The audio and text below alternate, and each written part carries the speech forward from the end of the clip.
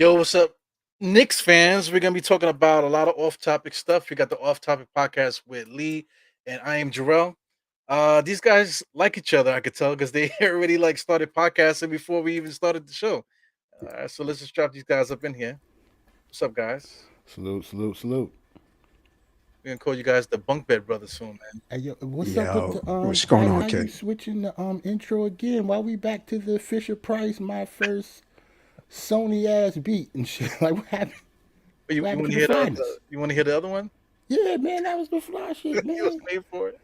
No, I mean, I was waiting for that. Yeah, It's I, all I, good got, I though. got a couple things I'm trying to put together, man. But I don't want to throw them all out now. You know what I'm saying? It's all good, man. But salute to you fellas, man. What's going on? I'm chilling, man. I was going to leave when you Chilling. see you last week. Yeah, the wife sometimes has me on the payroll. She'll tell me what I need to do on a Monday, so I Oh yeah, sometimes yeah, I have to cut it short, or I gotta, yeah, yeah. I gotta skip out and do Yeah, what we the wife understand. says. We understand this. I'm pretty sure we're all that type of employee right now. Yes. Yeah, I'm Yeah, there no for it. doubt. But somehow I'm the one bringing in the money, but I never see it. Employee of the month. That's all Right, you are. right, right. You just employee of the Yeah, month. That's all. Whenever my wife talks shit, I just tell her to listen, man. Just leave me. You know what I'm saying? Kick me out, change the locks. Because at least if you get half, at least I get something. Because right now I get nothing. You get all the fucking money. You know what I'm saying? you get to keep whatever's yours, man. Yeah, I get enough At money least. to put money, gas in the car and shit like that. Now I gotta ask her, can I put gas in the car? Can I use the credit card? Can I use this? That shit is mine. Bro, I might not know what to do if I get put out, man. I know, right? We talking that shit now. Please don't put me out, baby. I'm Yeah. good. Yeah, Oh Terrell my got a stable goodness. household, man. He look like he got room for us over there. What do you think? Yeah, Hey word. man, There's a lot of acreage in Pennsylvania, B. Let's head out there, Ebro. I can imagine what my wife would say. That shit would be nuts. Is She'd that be a like, "Who are tiny you?" house in the backyard? Right. Somebody built a tiny house back there. Oh man. Yeah, What's but good, guys? Night, man. It's a beautiful Monday. Pretty sure we all family men, so we all just probably got off work, ready to talk football, basketball, all types of stuff. Yeah, no doubt, no doubt. For sure. Shout out to the Rangers, first and foremost, all the Rangers fans, Word. everybody who watches the Rangers throughout the year, who've been following them. I don't really mess with hockey too hard, but shout out to y'all, man. Y'all deserve it. Yeah, I You And watched. actually, I you was watched watching damn it? near the whole game last night, man. That was oh yeah, I wasn't watching basketball last night. I watched that game 7 at the Garden. That was dope. It nice. was like a boxing match, man. It was like one guy get one hit, the next guy, the next hit. It was Right. like back and forth. Like I'm a Rangers fan, but I'm a casual hockey fan. Like regular season, if they don't get out of the regular season, don't make the playoffs, then I usually don't check playoff hockey out that much. But if the Rangers are in it, I'm there. And we came back from 1-3, Yeah. and the young guys stepped up, man. It was a pretty good game. Yeah, I enjoyed it. I was psyched up. Yeah, Now, how often does that happen in hockey, though? Like, basketball is a big deal, we know, but how often does that It happens happen? more often in hockey, but what the Rangers did, even though they are a young team, they were the first team in NHL history to come back. And every game they came back in, they were actually losing. Oh, yeah. wow. Like even last night, we were down, 2-3 at Wow. the end at almost the end of the third, and we just, I think we scored in the last, what In their last minute? minute or so, Yeah, right? last minute and a half. Took it to OT. They got a penalty. We had the power play and scored. Now, I'm going to show my age for a minute because, Okay. and I'm Rangers fans might get mad at me about this, but Don't I ask if Mark love, Messier still there, bro. no, no, no, no. I was I about to love, say. I grew up when the Islanders were great, right? Like Brian Right. Trottier, Mm-hmm. Mike Bossy, those guys, right? So I grew up Mm-hmm. watching those guys, and obviously closer to home is the Rangers and then the Devils for a spell when they were good. But Mm-hmm. my favorite hockey player is Ovechkin. I had Oh, never word? seen anything like that, dude. There's nothing wrong with that. You gotta And think about it. We Knicks fans, bro. Like, has your favorite player ever been on the Knicks? Like, keep it Yeah. real. Yes. Except for Patrick Ewing. And Yes. Bernard. And Yes. Who's your favorite player on the Knicks? There's 5 of them, but Larry Johnson, who? Okay. Steph, Melo, for a spell Charles Oakley. But yeah, those guys were like my Charles favorite Oakley players. was your favorite player? Yes, bro. Wow, that's what's Yes. up. Back Oh, in you the was, day, you yes. was you was dangerous. You was young. I was probably scared of you, Lee. Why is Charles Oakley your favorite player, fam? That's crazy. Because he was an enforcer. He was like a bully. He knew his role. He did his job. You know, he protected his teammates. You know, he wasn't flashy or nothing like that. He was just gritty, just doing the dirty work and willing to dive for balls and protect his teammates. So that's why I loved him. Yeah. All this other caricature shit with the Dancing with the Stars and the getting put out on his ass, you know, and slick talking James Dolan is that was enough for me. But yeah, he was one of my favorites. Yeah, it's a respect factor. I respect Oakley for everything he did, but he was trash, man. I hated him. Like he would get the rebound and then hit the bottom of the backboard 7 times. Like, So damn. that's what I'm saying. Like, I know he was hard nosed, he was our guy and everything, but he's more like a local favorite. You know what I'm saying? Like, Right, one of the few right. people that said that told me that they were like that was their favorite player. Like, I didn't have Yeah, I don't know many people with Oakley jerseys, not gonna lie. Yeah, he was my guy, man. He was my guy. What's But also too, I rolled through a lot of Knicks. Like Larry Johnson was my favorite even before he got like UNLV. Larry Johnson Nice. was, but Steph being from Brooklyn, like the dudes that come out of Brooklyn and Harlem and stuff like that, I always root for those dudes. But yeah, so Nice.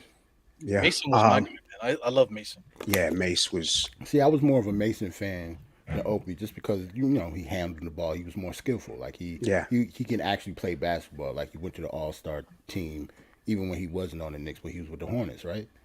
Yeah, like, he can ball. he was ahead of his time, man. I mean, he might be what Draymond Green might have patterned his game after or something like that, because that's kind of what, maybe with more skill, but I think he'd be that type of player now. Or kind of like what, you know, at a lower level, but what Julius Randle does now. Because Right. He handles the ball so much. Right. As a power forward. You know, my kids get their hair cut by the same barber that used to cut Mason's hair. Word? Oh yeah. Yeah, his name is Cuddy. He got the same barbershop he had since back in the That's what's 90s. Oh no shit, that's Crazy, great. Does he have pictures all over the shop of Mason and all that? You know, not for nothing, because I don't want him to kick me out the shop, but his shop is crazy, man. Have you ever had a chance to go to, well, it's like in Jamaica. If you go in Jamaica, Queens over there and check out that shop, he got shit everywhere, bro. It's like, you know, he haven't changed the doorknob in that place. It just bugged out. Overlooking it, but he still got jerseys all over the place. There's a mural of Mason in the back of the joint too, so it's dope. But you know, I never bother him about Knicks stuff because he had his own commercial recently. I want to be, hey, look, I was on a commercial. I didn't want to be like, be like a fanboy. Wait. That is the dude on the commercial. I think you actually pointed him out one time when we was watching the game, I think. Yeah. Okay. Yeah, that's Mr. Cuddy. He had his own commercial, man. So Right. You know, so I don't want to be that guy, you know. And plus, I'm too old for that shit. 40-something years old. Yeah, I can't do that either. Yeah. No, you can't fan out over the barber of Y'all an don't NBA player. Y'all don't That's get. nuts. Oh, true. Y'all don't get starstruck though, ever? No. Never. I don't have the personality. If you could get start, I don't have the personality to get starstruck, and I've seen. I don't know. I don't want to say it, but I've seen a lot of famous people. Like I don't get starstruck like that. yeah. And the personality that I have, I don't know. I don't put people on pedestals. Like everybody's the same to me. Right. People. Yeah. That's fair. about you, Lee? If there was one person that you would get starstruck over, who would it be? I did actually one time, and we talked about music earlier.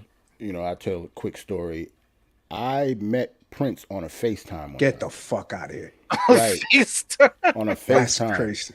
And you know why? Just from happenstance, because one of my boys, he's a musician, he's a drummer, and he was employed by Prince at the time. He was like a drum programmer for Prince at one point. And this was like, I don't know, like early 2000s. Wow. So And it was explain that weird, shit. man. I need to know what the fuck. Ebru, this is how Jerrell showed up on the FaceTime. He was like,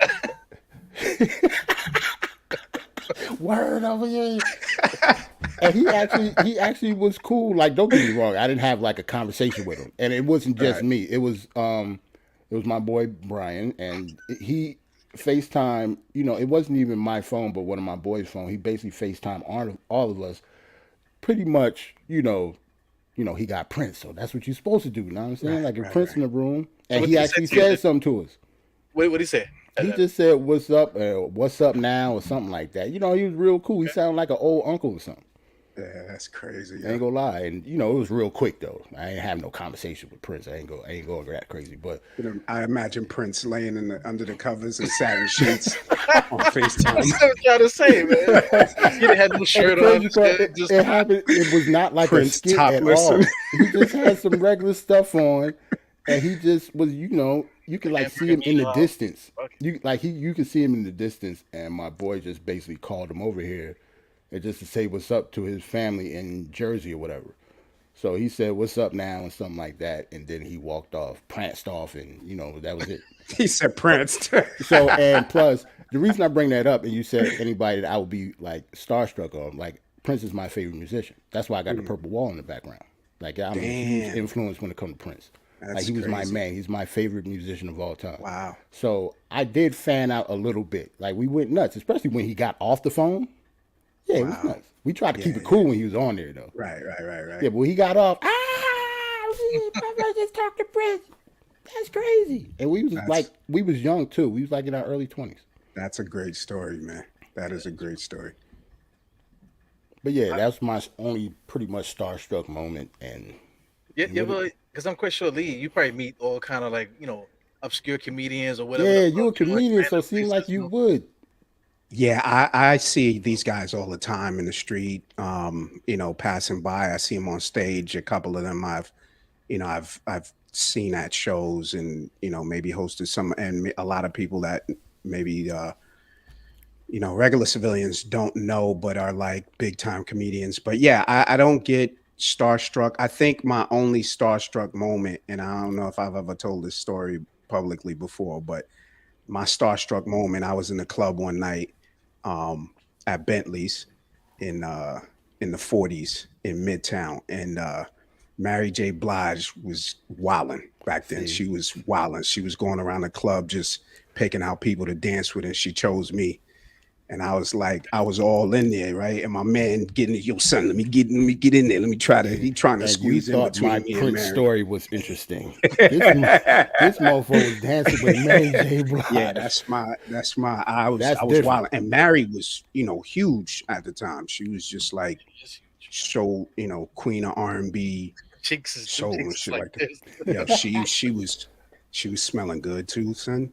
But Oh, yeah, she was that's my geeked out story.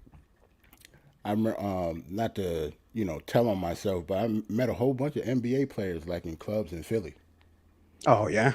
Particular Strip types of clubs. yeah, particular particular clubs in Philadelphia, like in the late '90s, early 2000s. Like seeing AI there, that's how I could attest how short he is in real life. Wow. Like he's a dude come up to my shoulder, man. Like he's a little dude, man. He get the utmost respect from me because I actually seen his real size in real life, not just on TV. Small Yeah. dude, man. Not just short, just I don't want to say frail, but he's a skinny dude. yeah. And he took all that punishment and scored all the points in the NBA. That's why I always get the Yeah. utmost respect to Allen Iverson. Yeah. I've met um a lot of rappers Mm-hmm. like who are big time now, like back in the day and stuff like that. One of my favorite rappers, I got a chance to meet Prodigy Nice. randomly in the street. It was like 40 of them.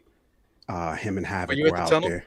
I'm Were about to you at the say it tunnel? was 40. No, it was yeah, it was somewhere on the east side. I can't quite remember. And I didn't really like, I got starstruck enough. When I see a rapper in the street, I'll always say congratulations on your success, continued blessings and stuff like that. So I kept it very civil, but it didn't hit me till a long time afterwards that I was like, you know, I got a chance to say what's up to Prodigy and shake his hand, That's what's because up. he's, to me, he's like a legend, and his passing, like we're the same age and stuff like that. So that was big. That was a big deal to me. Well, I got a different That's dope. Prodigy story. I remember Prodigy from the tunnel days. I had no business being over there, and I couldn't even actually get in the place. But when you're talking about 40 dudes, like 40 little midgets standing in front of the Yeah, tunnel on yeah. the freaking, I was about to that, say because I nigga, they saw. some little guys, man. I never met them in person, but I seen them in concert. Like this, yeah, they about 5'8", They're like the 5'9" at Lollipop crew best. from freaking from Wizard of Oz and shit. Yeah, Yeah, but just don't say that out loud. You know what I'm saying? yeah, Right, yeah. it's the little dudes, man. They, When you they, actually see them in person. yeah, yeah. No, you don't want anybody punching you in your ankles. You know what I'm Oh saying? That no, would be real. yeah, man, I like to keep my You shields don't want intact when I 40. go Yeah, see I like my people knees, like man. that. You don't want 40 little dudes punching you in the ankles. Blood No, but clots in your legs and I shit. used to go to the tunnel heavy, man. I met my first wife at the tunnel, coincidentally. Um, Okay. yeah, and the court. I got to say that before my wife comes home because I got to act like that never happened. That part of my life never happened, B. So, That's great. but yeah, I used to love the tunnel, man. That was the shit. That was the I shit. just missed it. I caught it like right at the end. I was still too young to be even in there. Right, You know what I'm me saying? and But Eru the same age, so I've been there in there one time. Yeah, you guys are what, like 7 years younger than me, probably. So yeah, and I was maybe 19 to 21 going it. Yeah, yeah, Nah, we're not 7 years younger than you. How old are you, Lee? You about to look be pretty good for 48, you. kid. Oh, nah, you got us by yeah, like 5 then. 5, Okay, five okay. years. I just turned 43. All right, congratulations, man. Thank you, sir. We doing all right, man. Yeah, man. We I'm doing all glad I'm right. here. Well, we don't look too bad, man.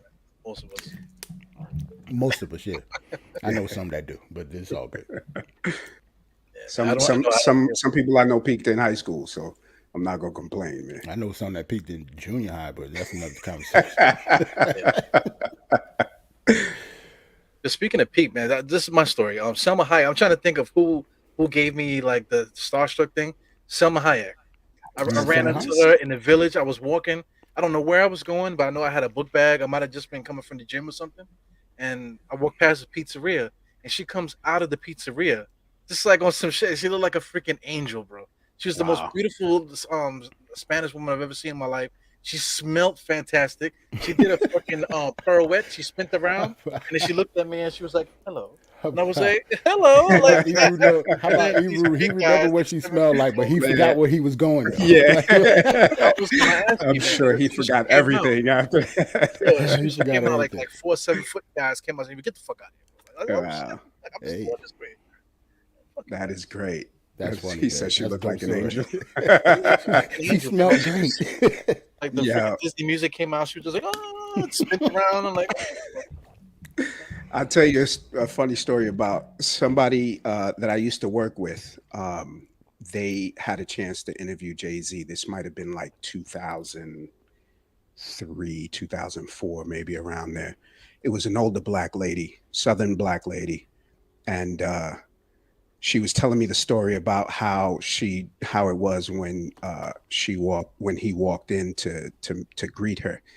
She was like, "That was the most beautiful ugly man I have ever seen." What?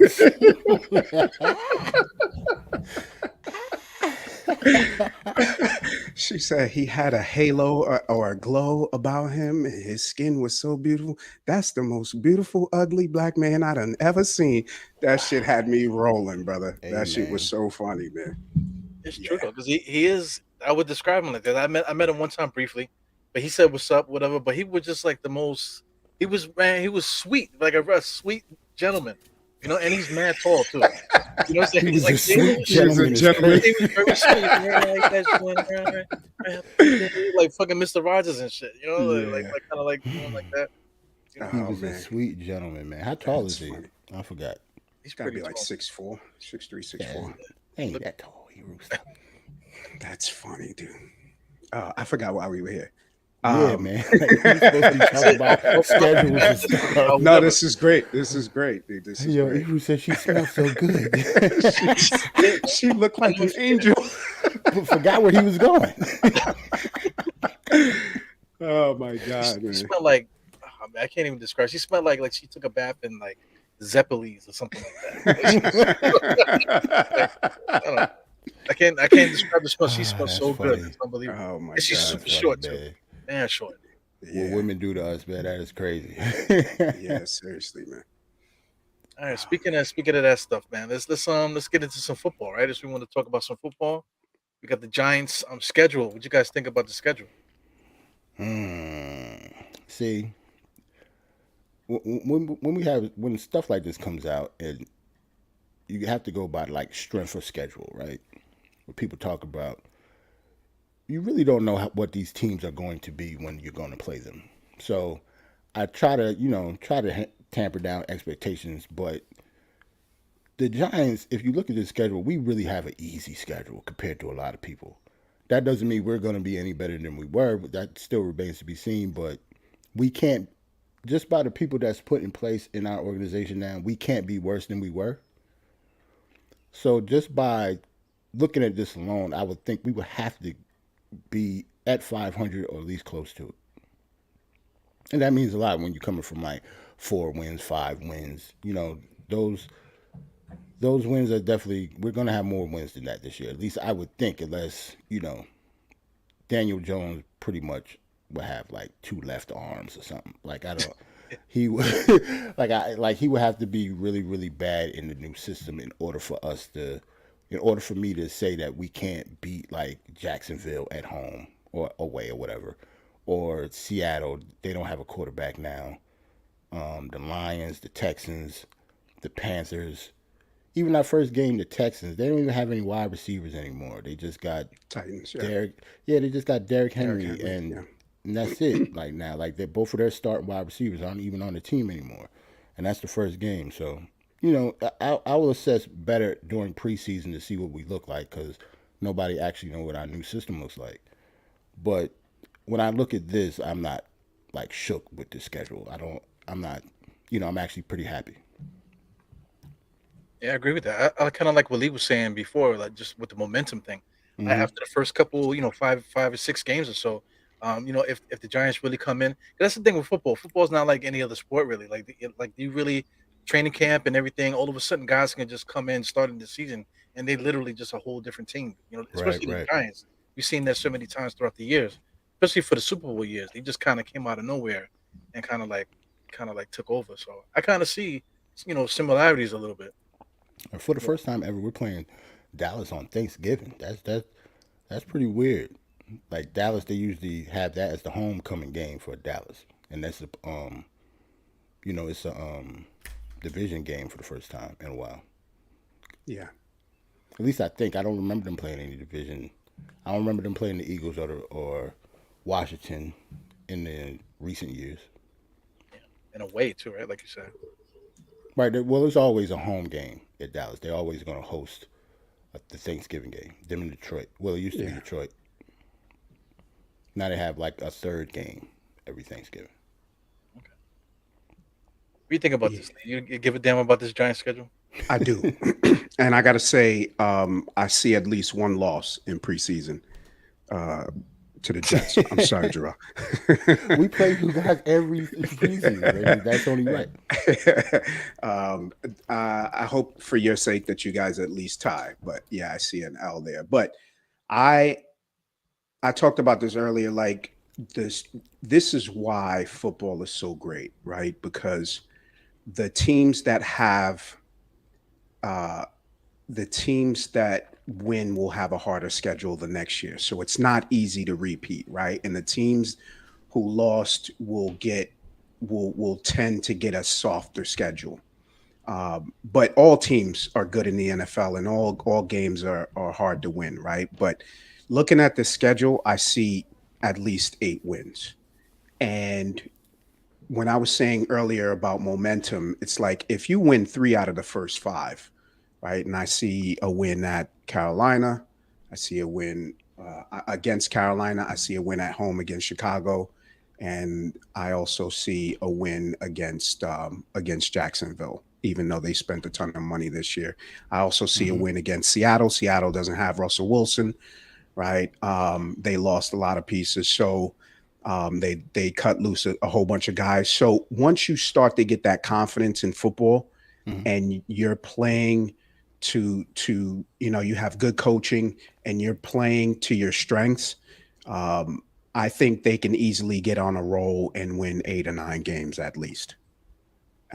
And one of those games can flip. Maybe that Cowboys team comes in, they're a little bit beat up. They can win one of those two games, right? And then against the Mhm. Eagles, maybe something happens. They're having a tough middle of the season, and they drop one of those games to a giant team that's surging. So Right. anything can happen in this league, but I see at least 8 favorable matchups for the Giants there. Just because we're such a young team, I have us like you said, like you could give or take away a win anywhere. Like we'll mess around and lose to Chicago, but beat the Colts at the end of the year. Like stuff like that happens Yeah, in football all the time, even though it should be the opposite. right. Like you never know what's going to happen, and we got a very very young team coming in, so we'll see. Hopefully, you know, hopefully even if we cap out at 8 wins, I think of that as a successful season. Compared to where we were at. Yeah. Yeah, But certainly. The thing about too is that in some of these games that look winnable in the beginning of the season, these mhm. guys are going to be playing hard for the new coaching staff, and a lot of these guys are going to be playing, obviously, Yep. for a contract. They're going to be playing for their, on their rookie deal. So they'll be playing hard. They'll be competing, and it's really up to the coaching, right? So if the coaching is good, the guys are going to play hard, and once you start to have that belief, you're going to listen to what the coaches are telling you, and you'll let them lead you, and they should be able to roll from there. Yeah. I'm actually intrigued by a very first playoff. I mean, not playoff, preseason game because we go to the Patriots, and people don't. I think people just think he disappeared off the face of the earth, but Joe Judge actually works for the Patriots now. Is he their offensive coordinator? Some I don't know if he's the offensive coordinator, but he has something to do with their offense. I don't know if he's like either a special assistant or I forgot what his title is exactly, but he's definitely over there now. Yeah, he was either special teams or the punters Hmm. coach at one point. Bro Special had the teams, yeah, he had the tremendous fucking he went from special teams to head coach, and now right? he's offense. That's amazing, dude.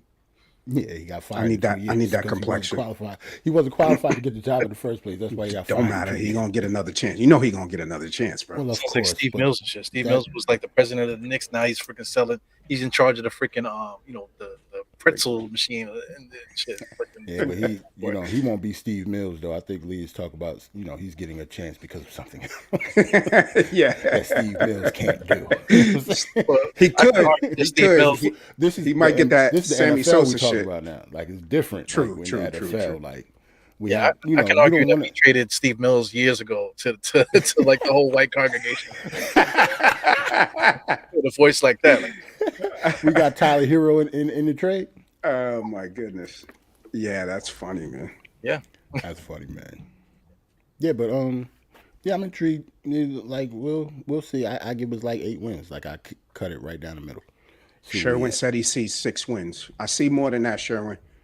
You he might gotta be talking about have. the Jets though. He's a Jets fan. Oh, he's a He's Jets just fan. Oh, okay. right, Yeah. right. Oh, yeah. I see. He said the Jets have the third toughest schedule in football. Don't matter. We gonna win 9. That's B. just because when it comes to football, like I know you play with your strength of schedule from last season, but you also have to play certain divisions. Yeah, So like Right. us, our schedule is weak because look at the division that we have to play. We Right. have to Right. play the North. So other than Green Bay, we have to play the Bears, the Lions, and the Vikings. Like that's not the Yeah. toughest division in the world. My least favorite player in the history of football is Kirk Cousins. Why Kirk Cousins? He's like the Joe Judge of quarterbacks, if you know what I'm saying. You know what I'm saying? Like, Chance after chance after yeah, chance. ain't done Okay. shit, but can't he's throw 5 yards down the field. Right, and right, I right. think I think part of it is that like fans overrate him. They wanted to give him like 80 million for the to come quarterback the Jets, and I'm like, bro hasn't done anything in the league. You know what it is? And You know what it is really? Statistically, just this statistically, he's above average. All you have to do is be above average and a certain type of player in order to get money like that. Like, he's a yeah, quarterback. As long as you're above average, you get yeah, I paid. don't. Yeah, And no, you're right. it's 30. I mean, it's over 30. Jobs in the league. He'll get paid just by Yeah, being above average. That's how important Unless the you're kind of position like is. Kaepernick or something like that, right? yeah, Yeah, that's yeah, a little different. exactly, That's another exactly. Well, podcast too. yeah, we might have to turn this into one of those. No, Right, the right. That's another podcast too. Yeah, but yeah, I mean, Case Keenum outplayed him in with the same talent in Minnesota. They got rid of Case Keenum. They bring in Kirk Cousins. They've been ass ever since. Anyway, that's one of the wins that I have on them because I feel like they're going to be out of it by then. Minnesota anyway. So They got a new coach too. So we'll see. And like you never know. That's all the way like towards Christmas. It's Christmas Eve, so right. we'll figure it out. I'm popping at the Jet schedule. The Jets joint. Hold on a second. Let me get that. The Jets. I don't even need to look at it. Is a tougher. I count 10 wins. 10. I don't even care You don't have to who they look at playing. I don't need to look at it. I count 10 wins. Count 10. We won the off That's season. what's up. We gonna Bam. win at least one game in the If preseason. you count 10 wins out No, of that, I don't. I don't. That's pretty tough. I have them at 9-8. I count 9 wins. There's going to be a couple of surprises in there. You know, if you look at these first 4 or 5 games, right? You're expecting the Ravens to be good, right? But the Jets are at home. They're going to be tough. They have the Ravens don't have, you know, the receiving core that they had. This dude can run all over the field, but you know, they also have to deal with the Jets offense and they have some weaknesses. I don't think Deshaun Watson is going to be playing. The Jets beat the Bengals last year, and they took a couple of weapons away from the Bengals, so they might be a little bit lighter. The Bengals might also have that hangover. I see a Steelers win. Steelers don't have a quarterback. They got Mitch Trubisky and the kid from Pitt. Who knows what he's going to be? And Tua can't throw more than 8 yards, so he can eat a gang of dicks. And then, you know, the Bills are always tough. The Pats always whoop our ass. I don't think the Broncos, I don't care what Russell Wilson does. Jerry Judy's going to be in the penitentiary. He's going to be like Michael Irvin. By week 7, he might be out, though. Because even He's if going he to goes be rusty. He's going to be okay. rusty. He can be rusty. Okay. Yeah. He's going to be rusty. So I count 9. I count 9 wins. Sherman, I need you to be a little bit more optimistic, brother. I need you to root for your team. Don't be afraid to put it out there. I'm expecting 9 wins from this team. The crazy part is the Giants and the Jets actually play a lot of the same teams. We both play the Lions, the Bears, Jacksonville, Seattle, Packers. That's about Ravens. Like we play like 6 or 7 of the same teams. That's crazy. And the Jets are going to wash Seattle. They got ex-quarterback Geno Smith. They're going to wash that dude. Chicago, no match for the Jets. They lost Allen Robinson. Justin Fields has nobody to throw to, basically. I see 9 wins, man. I'm sorry. Okay. If I'm wrong, I don't care. Every year I start at 9 wins and then I walk it back. After week 5, if we don't have any, I might change my mind. But what's the last time Jets had 9 wins? 87? No. Ken O'Brien was our quarterback. No, the last time we had 9 wins, it's got to be 20. I want to say 2011, but I might be wrong on that. 2010, 2011. No, in 2015, we had a chance to go. We might have been 10-6 because we lost that last game to or 9-7. We lost that last game to Buffalo when this kid dropped he had the seam on the sideline. He was wide open and he got popped and dropped the ball. So we lost that game. But I think 2015 was probably the last time. No, Sherwin says he wants to see the Jets sign Jadeveon Clowney. Marcus Williams, maybe, but Marcus Williams, because the Saints just signed Honey Badger, and I don't know. The Jets are already set at safety. I think they're putting DJ Reed as one of the safeties since they got Sauce and Bryce Hall, and then Ashton Davis, and then they have that might be it. DJ Reed. Oh no, then they sign Whitehead from from Tampa. So I think they're set and Jadeveon Clowney hasn't done anything that warrants him, to sign a con. I don't. I think that's a waste of a spot for. I'd like to see Michael Clemens get signed and play a big role and not have Jadeveon Clowney block him. What position do you think they need though? I see linebacker and safety. Do you agree with that? Linebacker and the safety. I mean, if they sign Jordan Whitehead, right? He's going to be our strong safety. The free safety again is going to be DJ Reed. So they fill the safety position. Ashton Davis is a backup, or he might play some nickel or dime coverage, whatever it is. But do they need a linebacker? I don't know. They have Bryce Huff coming back, who had a decent season last year. Mosley is coming back. He said, "I'm not a homer." Come on, Sherman, be more optimistic, brother. No, but I think maybe another linebacker. But no, I think the Jets are set, man. I think the Jets are set. What do you think about the Giants, Joe? Because I don't like cornerbacks, but I think that might be the position of need for the Giants. We gotta kind of need to sign a cornerback. I don't know who's out there when it comes to cornerback. We got Wink Martindale, so I think Jimmy Smith is still out there, the former quarterback of the Ravens. I wouldn't mind him, but it'll have to be somebody really, really cheap veteran to come in, or we're just gonna run with all young guys. We don't have any money. I think I'm with that, man. I'm with running young guys, man. Because I don't really, yeah, I guess that's wrong, I guess, man. But I really don't believe in corners, man. I feel like you can kind of get away with like a no name group or a young group, whatever, to try to like if there's a position to save money on, that's the position you save money. Nah, No, nah, not in 2022, because the wide receivers is just running wild if you don't have any good cornerbacks. Like if anything, maybe safety. I'll be cheap on safety more than corner, at least now. Like back in the day, yeah, but now like they got Sauce at 4 for a reason. Like he should be a lockdown corner. Like he shouldn't have to worry about that position for like the next 6 or 7 years. Like to get somebody like that high, like I would have picked Sauce too. With a safety, they're not as valuable as corners. That's why you see somebody like who's the safety that came out of Notre Dame. That's why he fell all the way to the Ravens. Kyle Hamilton. Yeah, Kyle Hamilton. He fell all the way to the Ravens, not because he's not a good player. He was like a consensus top 3 or 5 pick. It's just that he plays safety. Like it's just a lesser position when it comes to value. Like cornerbacks make money. Corners and edge rushers.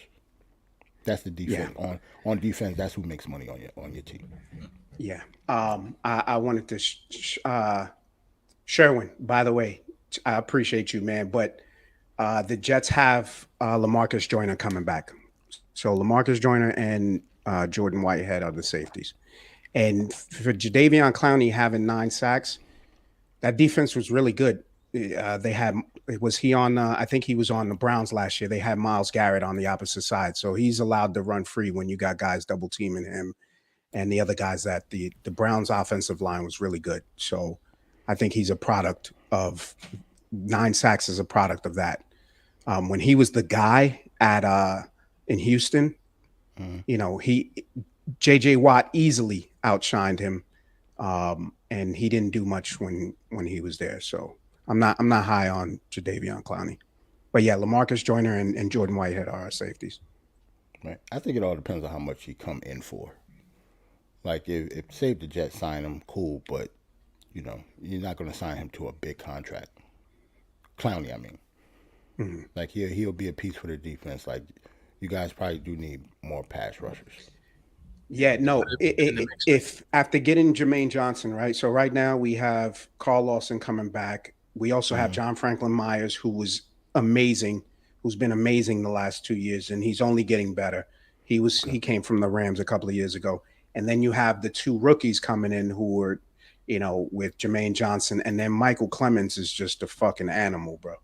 Bro walks around with a nose ring that's the size of a fucking elephant's tusk. You know what I'm saying? Like that's how crazy dude So is. you know he tough, right? Yeah, he motherfuckers are animals, and I would like to see him, you know, uh, on down and distance situations, like just coming and just here go after the quarterback. And again, Bryce Huff was pretty good for us last year, so I think we're set. I don't think they need a dude like Jadeveon Clowney. But yeah, I mean, for the right price, maybe you bring in a guy like that, but I don't think they need it. Yo, could you wear a nose ring? Could you do I that to could yourself? not. I could not. Hell no. I could not. There's a lot of things that I'm against. But I'm an old head, man. Yeah, that's what I'm saying. We all old. Hell no. You wear no I nose couldn't ring. wear. Yeah, I can't wear too many rings either. I'm not that. Yeah, I don't wear any on my hands. Like not I'm even your funny wet. with. I Not your have a wet. necklace with my wedding ring on it. Oh shit, bro! I don't even know how you get away with that. Cause I have like I don't want to call it, like I have an OCD when it comes to my hands. Like I wash them a lot. That's the only reason. Okay, all right.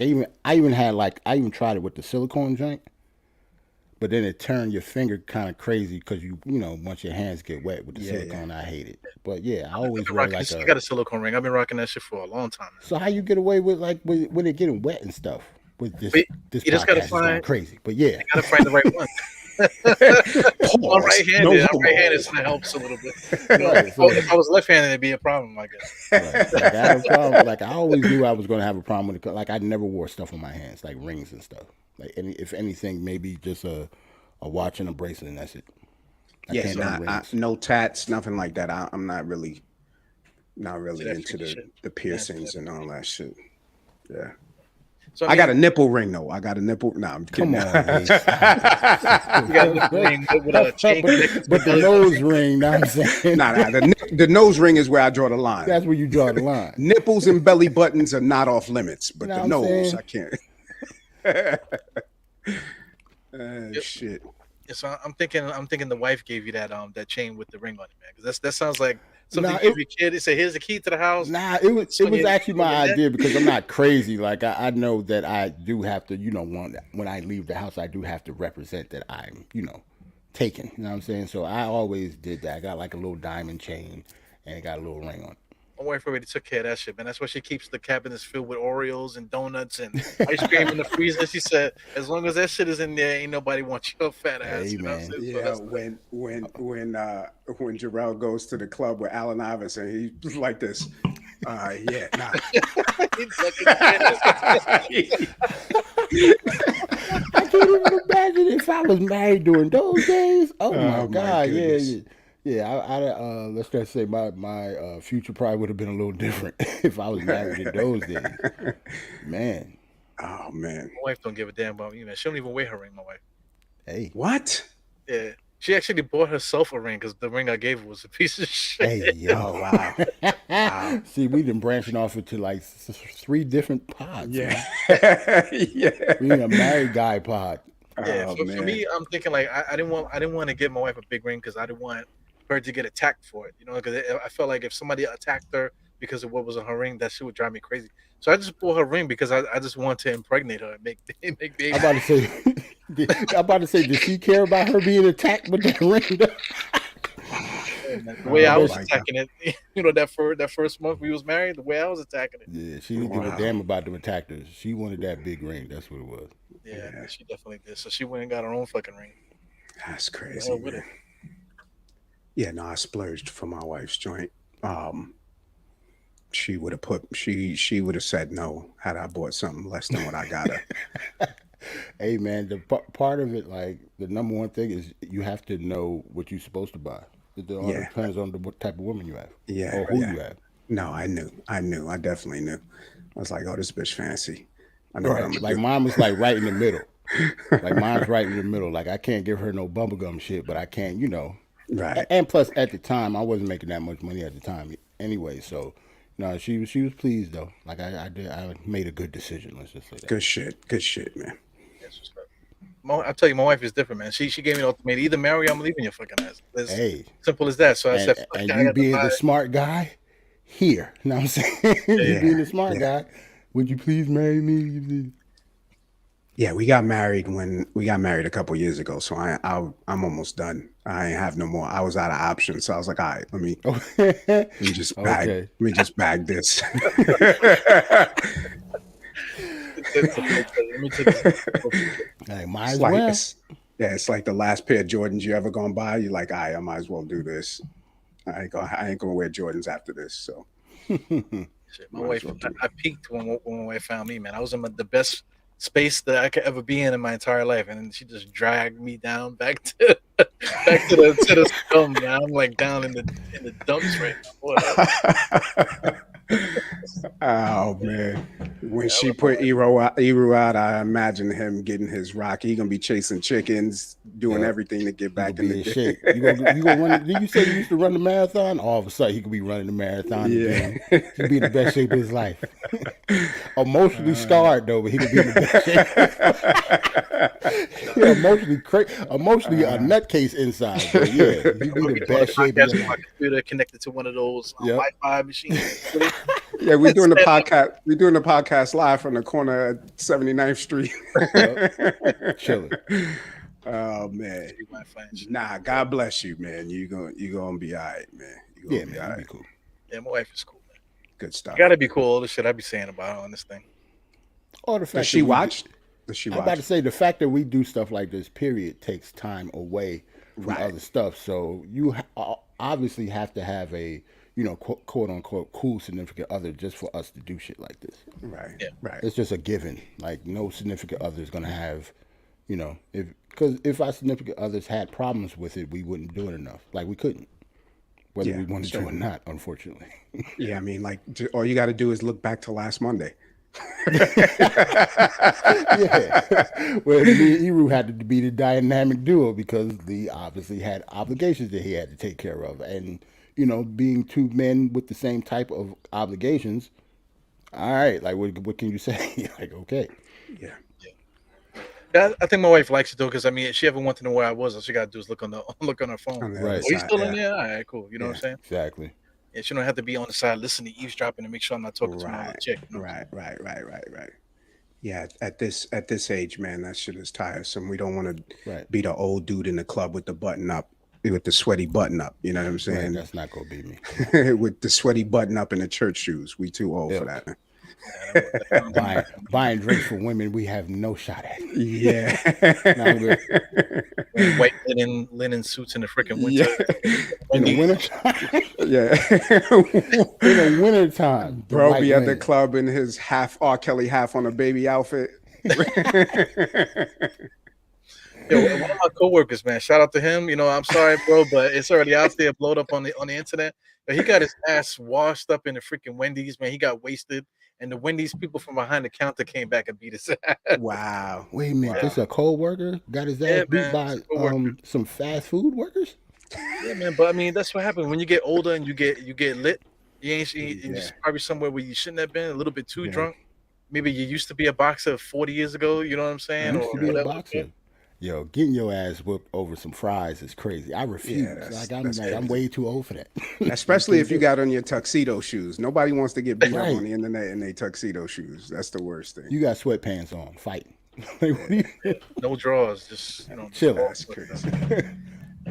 What's up, Pudge? Salute Pudge, yo. Salute. Salute to everybody in the chat, man. Everybody in Queen, the chat, Sherman, man. Geraldine, Pudge, everybody, Appreciate man. y'all. Salute to y'all.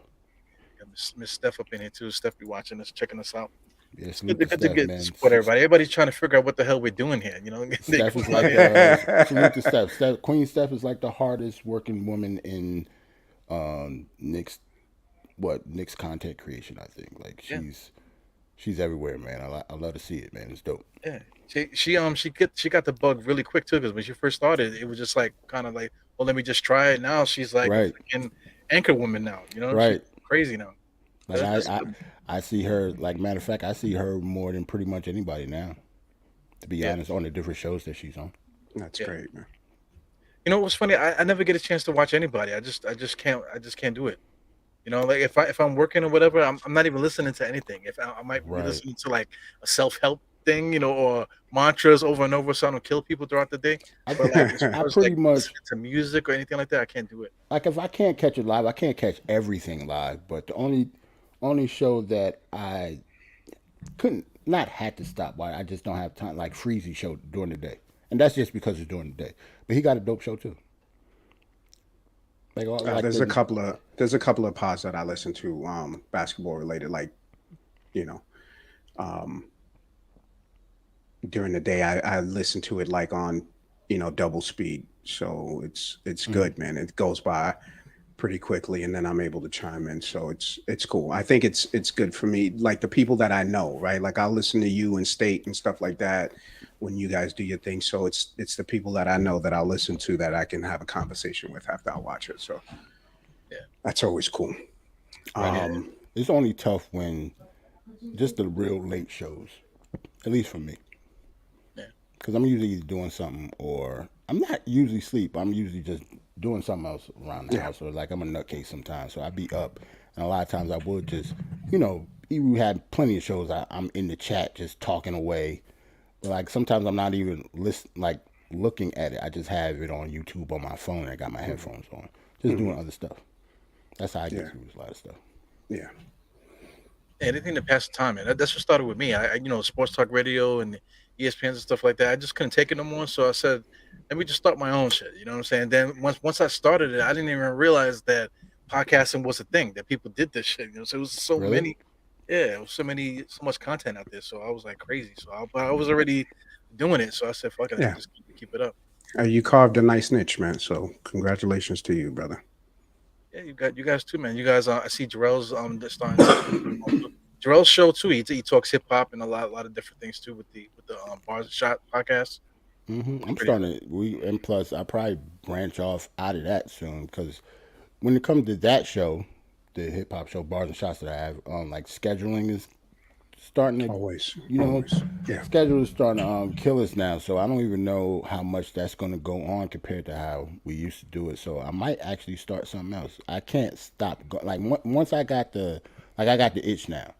I got all Right. this equipment and stuff like that. Like I Yeah. can't let this stuff go to waste. So Yeah. I'm pretty much I'm gonna be talking for a very very long time. Good yeah. stuff, man. Good Yeah, stuff. it's fun. I like what you've been doing, Lee. You know the stuff, the word on the street, that type of stuff, and the little monologues you were doing with the jokes. Them shits was funny as Yeah, shit. man. Yeah. You just keep pushing them clips, man, because them clips are fucking hilarious. Yeah. Thank you, man. I'm getting ready. I was just checking the schedule today to the Jets practice schedule. So they're going to be doing OTAs in a week, in a couple of weeks or so. So I'm going to head out there and talk to some Jets fan. We'll do some Jets trivia and we'll try to make it funny. And then I'm also going to do some Yankee stuff too, man. So Nice, hopefully nice. I'll Yeah, have good luck some with more that Yankee stuff. shit. Good luck. Yeah.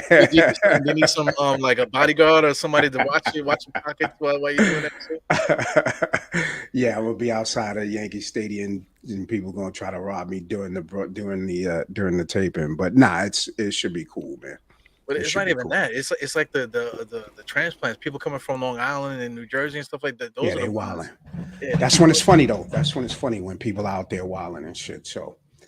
hopefully we could get some good on the street interviews from Yankee fans and shit. I'm gonna ask them some tough questions and see how they respond. Okay. Well, I want to ask y'all about that Kendrick album, man. Did you listen to it or did you not? Let me. I don't know who to pick first, man. I'm about to say Go you ahead, should. I Jarrell. think Go you ahead. should go pick Lee first. I think you should pick Lee. Yeah, all right. So Jarrell is a Kendrick fan. He Yes. admitted that he's a fan of Kendrick. So um, I listened to the album when it dropped, and here's the problem that I have. I like Kendrick. I think he's a phenomenal rapper, a phenomenal artist. Let me say that, a phenomenal artist. The part of the problem for me is Good Kid, Mad City was such a phenomenal album, like a Hmm. classic album that everything unfortunately will be, for me at least, will be compared to that album. yeah, Right. So Oh, okay. it's unfair to him that I take that stance. And here's my issue. I like Kendrick as an artist. I think he's a phenomenal artist. The album just wasn't for me. There's a few songs on there. We Cry Together. Shit hit too close to home, by the way. Okay. Savior, phenomenal song. And he Okay. the one with with Ghost was okay, you know, because I'm a fan of Ghost. Mm-hmm. And then there's another song on there, good songs. The other parts of the album, um, I need, me personally, my ears need to hear the rhythm, the beat, the production first before I can get, you know, or before I can get to the lyrics. And that's another problem that I had with Nas for so long, right? It's like he Mm-hmm. picked awful beats. Like I can't listen to this, right? It's almost like he's rapping over a fucking over the Mr. Softy song. You know what I'm saying? That shit don't impress. You know, I just That's can't. funny. I can't do that. So I love him as an artist. I think he's phenomenal. Good Kid, Mad City was a classic album. But I can't. I haven't been able to get into much of the other stuff since then. And I can see why people appreciate him, but it's just not for me. Well, if you don't, I'm trying to think like music wise. Since you don't like the music on it, I'm thinking you're not a big fan of To Pimp a Butterfly. Then No, that would make sense no. because it's kind of in the same vein when it Yeah, comes to musically with the musicians that he had on this album. yeah. For me, you know, I really liked it. You know, I don't want to get too technical on here. This is obviously a sports show, but let's just say I think you know you did pretty good. Like I loved it. You know, I don't want to put stuff out there like masterpiece or classic or anything like that because those are just, you know, those are just words that everybody want to say or whatever. But to me, I'm still processing it. I have processed it. I really love it. I'm going to keep listening to it. Yeah. And I'm complete opposite when it comes to comparing stuff. I never compare albums to each other. Cuz to me like unless it's some type of unless it's some type of series like maybe King's Disease 1 and 2 because Mm-hmm. that's the same producer, same rapper obviously. Mm-hmm. Other than that, to me every album is a different project. Like they call it projects for a reason. Right. So if they don't have the same producers, you're not ever going to get the same album from any artist because the music is what's going to drive you first and foremost. It's not about the rapper because if you're a fan of a rapper, it doesn't matter what he raps on. He's always going to be a good rapper to you. You might not like the song, just like Lee said. He liked Kendrick lyrically, yeah, he's nasty, but he didn't like the music. So the music is always what's going to drive you towards the album, whether you're gonna like it or not, if that makes Right. sense. Like it Right. doesn't matter what Jay-Z raps on. The album would be good because of the music is good or not good to you. It's not Yeah. because Jay-Z don't got lyrics anymore. Right. Or Right. any other good rapper. Like rappers don't lose their lyricism like that. That doesn't really happen. Like Yeah. that's a farce. Like you Yeah. don't get old and stop learning how to rap. Like people like Black Thought has proved that already. Right. Right. Right. Well, Ludacris is trash now, man. He forgot how to rap. You His think whole so? style, yeah. I Wow. think like the last few things that I heard from him, like features on other people's stuff, he's Hmm. just kind of like arrogant, like, oh yeah, I'm Ludacris. Remember me from back in the days? And listen to you say some whack shit, and then let Hmm. me get off this song now. That's Well, I'm that's surprised you No. liked him in the first place though. That's not your type of dude. Like, well, did you ever Ludacris. thought he was good? Well, I I always didn't. appreciated his music. Okay. I thought whenever he put out something, it was always witty and Hmm. like he was trying to be like lyrical and stuff like that Hmm. within the jokes and just the whole party vibe of what he was trying to do. I always thought that he was a good artist, Because, but and I mentioned that because you had said something about you wanted to talk about Method Man too. He just dropped the album. Like Method Okay. Man is a Yeah. prime example of that. Like Method Man is still sounding like Method Man. He still sounds exactly the same his solo projects have been terrible, man. He's because of never the put out music though, not uh, because he can't rap anymore. It's because the Correct. music is Because yeah, when ridiculous. he features, Right, that's what he I'm saying. yeah, That's why he his kills features is people. always dope. yeah. Yeah, but he's never put see like when you was talking about the project stuff, like you create a vibe, Hmm. So I mean like you want to talk about the that Kendrick album that you mentioned, but even the ones before that, the what's it the 80 or whatever the ones Hmm. he had two albums in the beginning that he had were dope, but they all had different vibes and stuff. But it was Hmm. still musically to me, you still could kind of like some things Hmm. you skip or whatever, but at least it was like a musical vibe. Hmm. Like like like Jay-Z and Nas, people like to bring them up, but I agree with the beats. A lot of times Nas with the beats, and then a lot of Mhm. times like him and Jay-Z are guilty of just being lazy. Like they're super nice. They already know people are gonna buy this shit anyway. So then they'll come up with a bunch of like lazy songs or like You talk lazy about lyrics. you talking about like with the music that they pick, like the beats are lazy, like what they're rapping on. Yeah, and then just like what they wrote is just like they kind of just like whatever. Let me write this. They gonna like it anyway. I don't care. I see what you're saying. I see what Yeah, you're I saying. got some child support I got to pay next month, so let me just put this out real quick. You know what I'm saying? It's like that way I can get this check coming in constantly. That Uh, that's a struggle for any artist that has been in the game as long as they have. Though you got to think about it, they can't rap about the same shit they Same used thing, to. yeah. Can you yeah, imagine if Jay Z was rapping about the same thing? He's a billionaire now, so right. I don't know. So I guess It works for Pusha T. that's different. Pusha T was selling the same Yeah, coke but for like he the last. says he's going to sell the same dope. I got the same bricks. You're gonna get all of these bricks every time I come out. Yeah. Yeah, I did like that album, by the way. But what I Yeah, wanted to say, me too. Jarrell, is that a prime example of that is Future. I don't know what the fuck he rapping about. I don't know what he's Right. saying, but I When that enjoyed beat the come on shit though, out of your that album. shoulders start moving, Yeah, right? Right, yeah. that's exactly. about it. Yeah, Make me want to put on a sweaty button Right. up and get beat up at the fucking fast That's food restaurant. that's one thing in like hip hop in general, people just don't really understand. Like I guess maybe because lyricism is so highlighted in the culture. Once the song comes on, it does not matter what they say a lot of times. It's the music behind it. Yeah, Because if you already think a rapper is dope, you're never gonna be like, well, he not dope no more.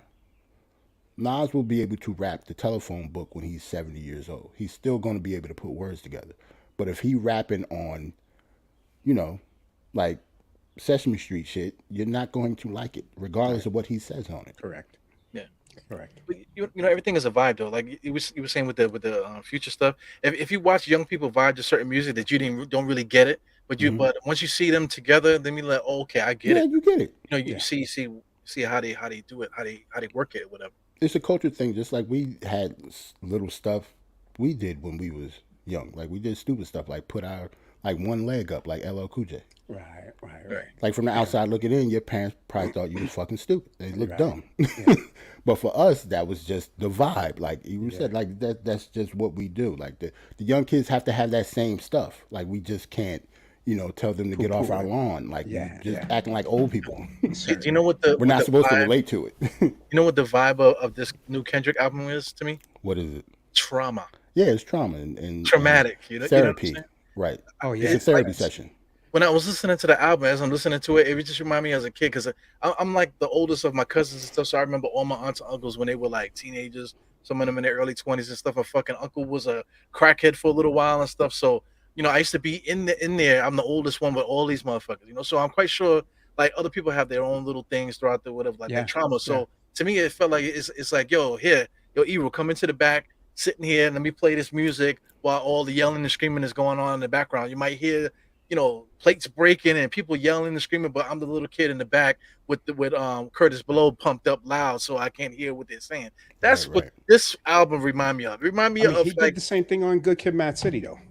It was. He It actually was. did the same thing on all of his albums. yeah, They just sound different, but they Right. but all are therapy sessions, trauma type Yeah. albums. All of them are. They're just Yeah. different types this of one trauma. this one is on Absolutely. another level though. Like At least some of the other ones, at least I can like, you know, still like that Yeah. or Yeah. like something, think or like like Lee said you like whoa, Good Cat Mad City, right?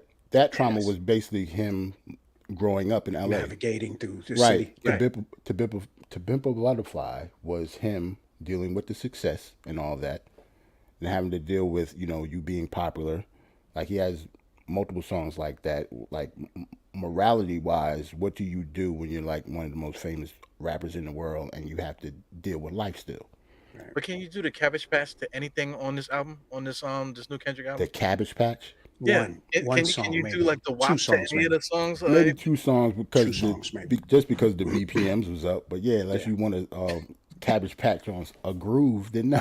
You know what Yeah. I'm saying? It's more bluesy, groove, funk, stuff like that. It's chords and and To me, it strings was and like shit in this album. It's to not a me, boom bap album. it was like a spoken word album to me. Like I just went into Right. like some club in the village, and like I'm talking about like early '90s club in the village was heavy smoke. They're not even selling liquor at the bar. Somebody bought a bottle down the block. Right. You know, And then we haven't even talked about like some of the deep stuff that's in the album. Like I don't know if you noticed, but it's a double disc, right? It's called Right. Mr. Morale and the Big Steppers. Did you notice that the first disc is kind of backwards?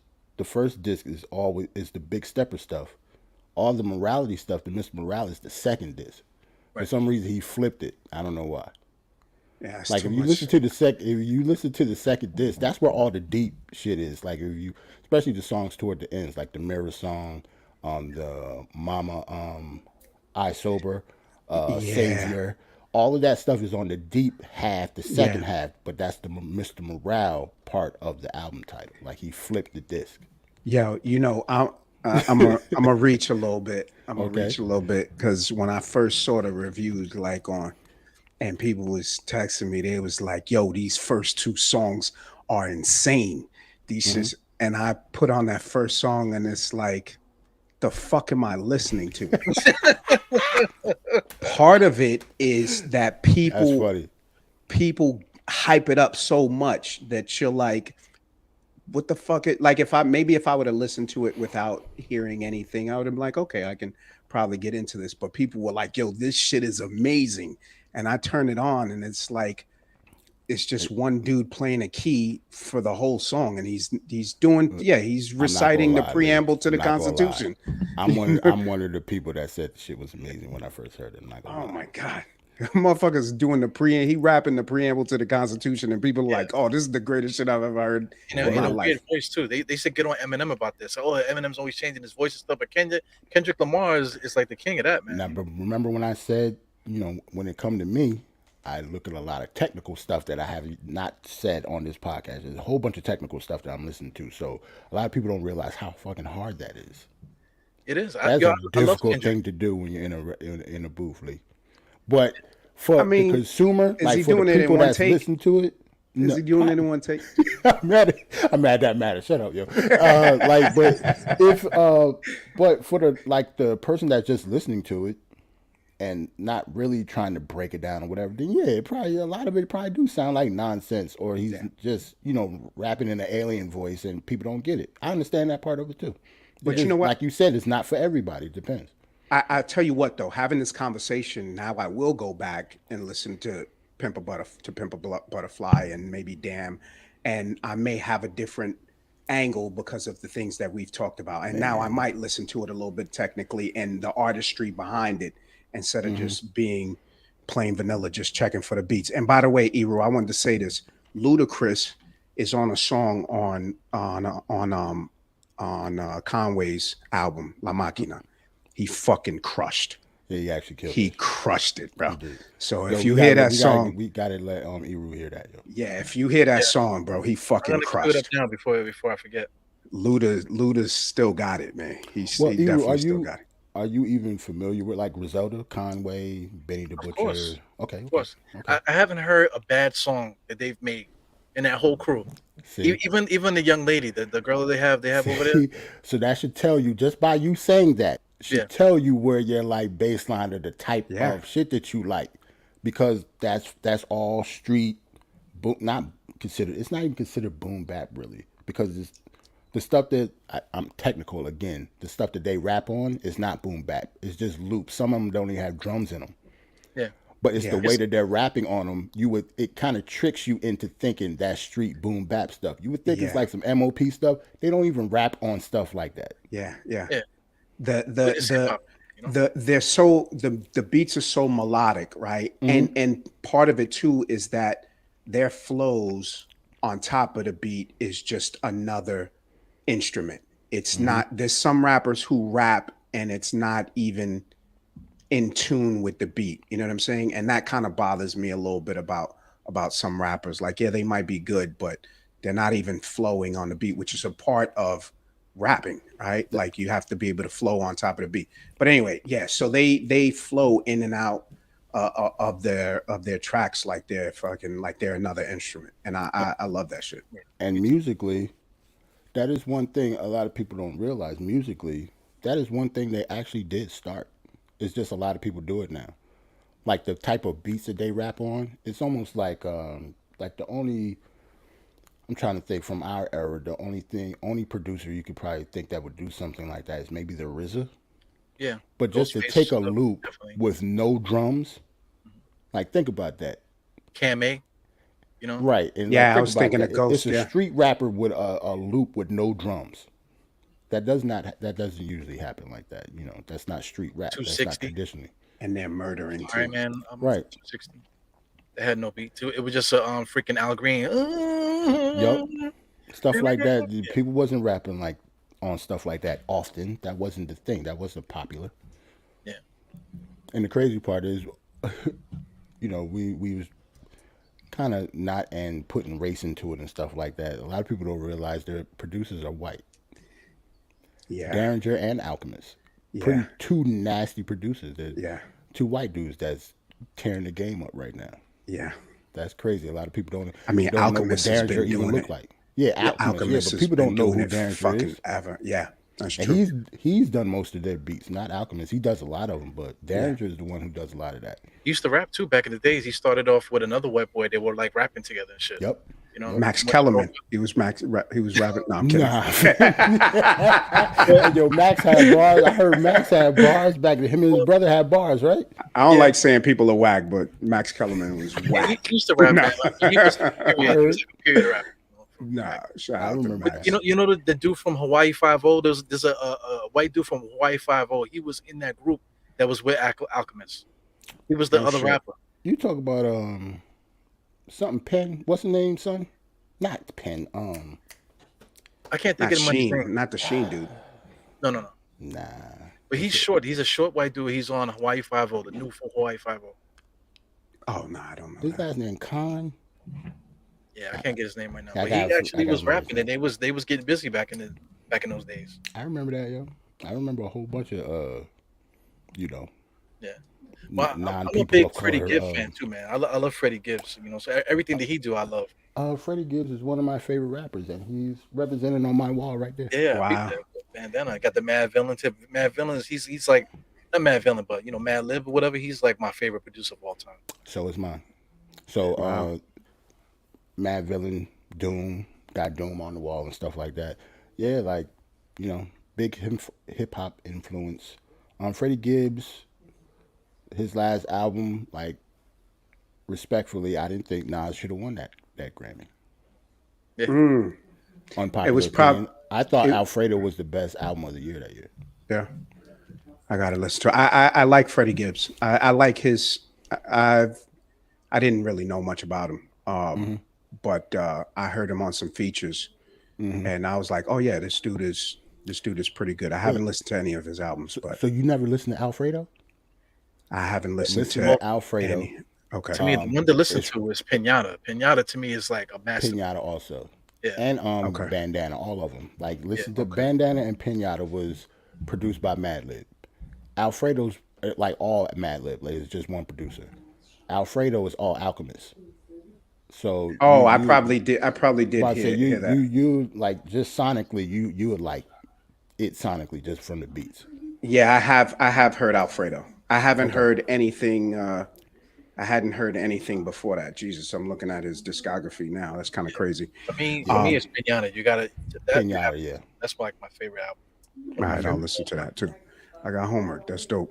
So wait a minute, so you saying Pinata over? See, we talk about real stuff now. You saying Pinata over Bandana? If we talking on All day, Madlib, man. Freddie? All day, I love Pinata. Word. Yeah, the production on that shit on that album is incredible. To me. And then he would just, I just love that shit, man. He got a song on the Pinata. He got a song called Knicks.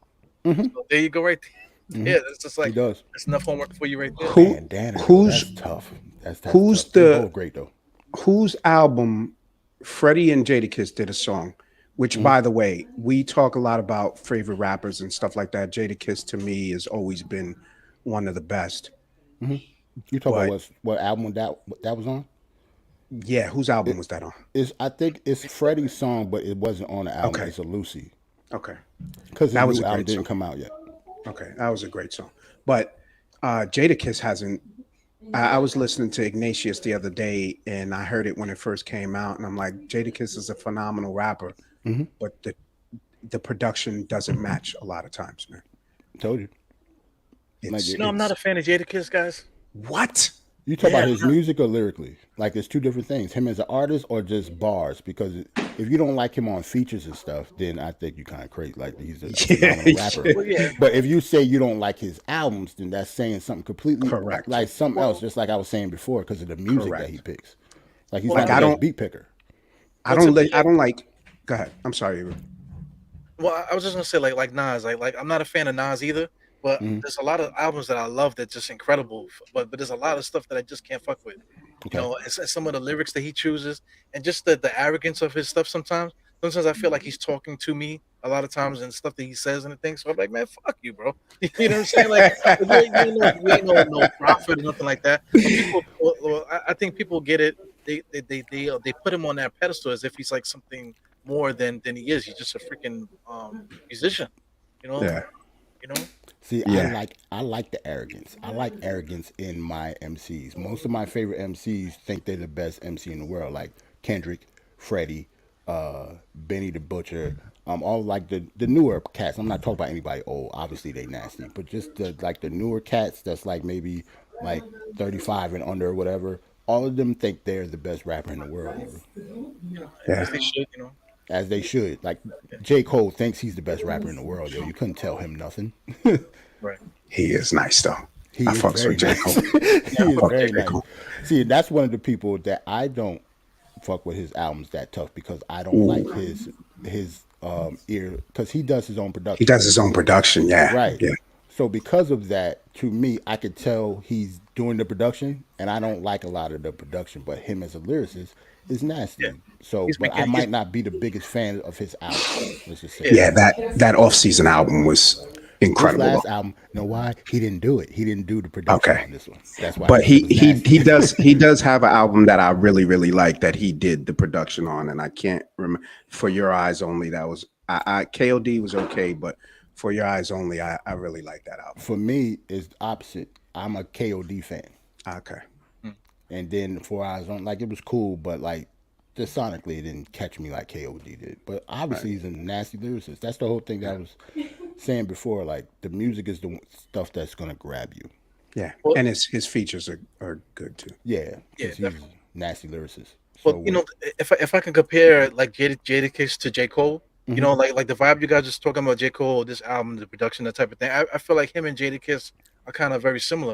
And then also too, I just cannot listen to more than one song of Jadakiss straight because I feel like I could take these lyrics and everything on it, take the lyrics off of this and put it on any one of his songs and change the beat and it's all the so same so thing. you're saying it's this kind of like Push, like you were saying Pusha T.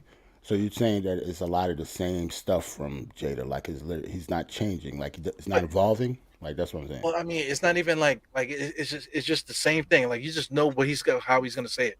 He's gonna Right. say something. That And then it's just gonna be honestly like, though, Metaphors are crazy though. honestly though, that's a critique that I think it depends on who you like.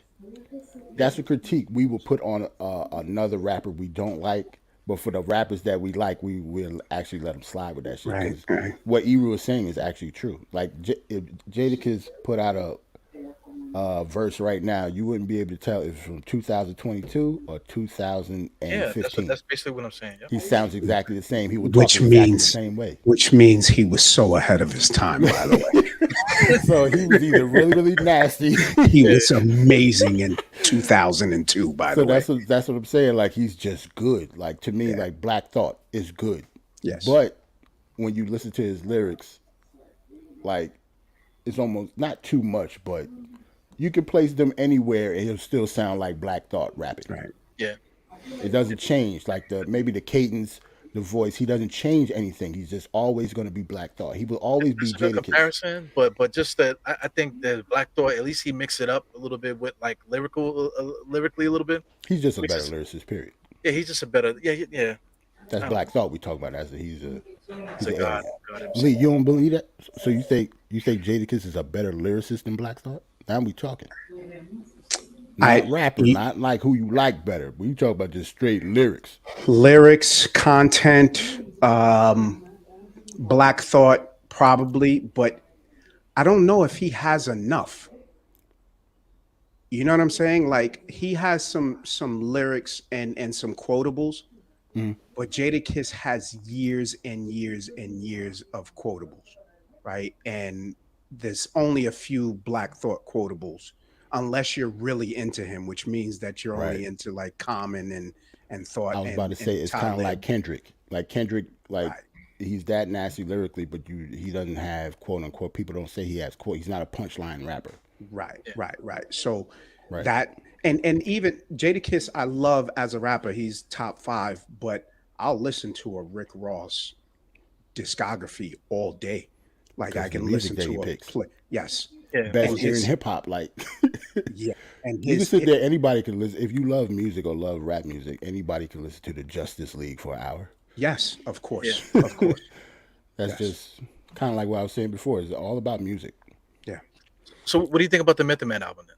Because I know Jerrell, you heard it, right? Yeah, it's pretty dope because he picked good beats. Like the beats sound dope, and to me, Method Man would never not be Method Man. Like he sound exactly the same.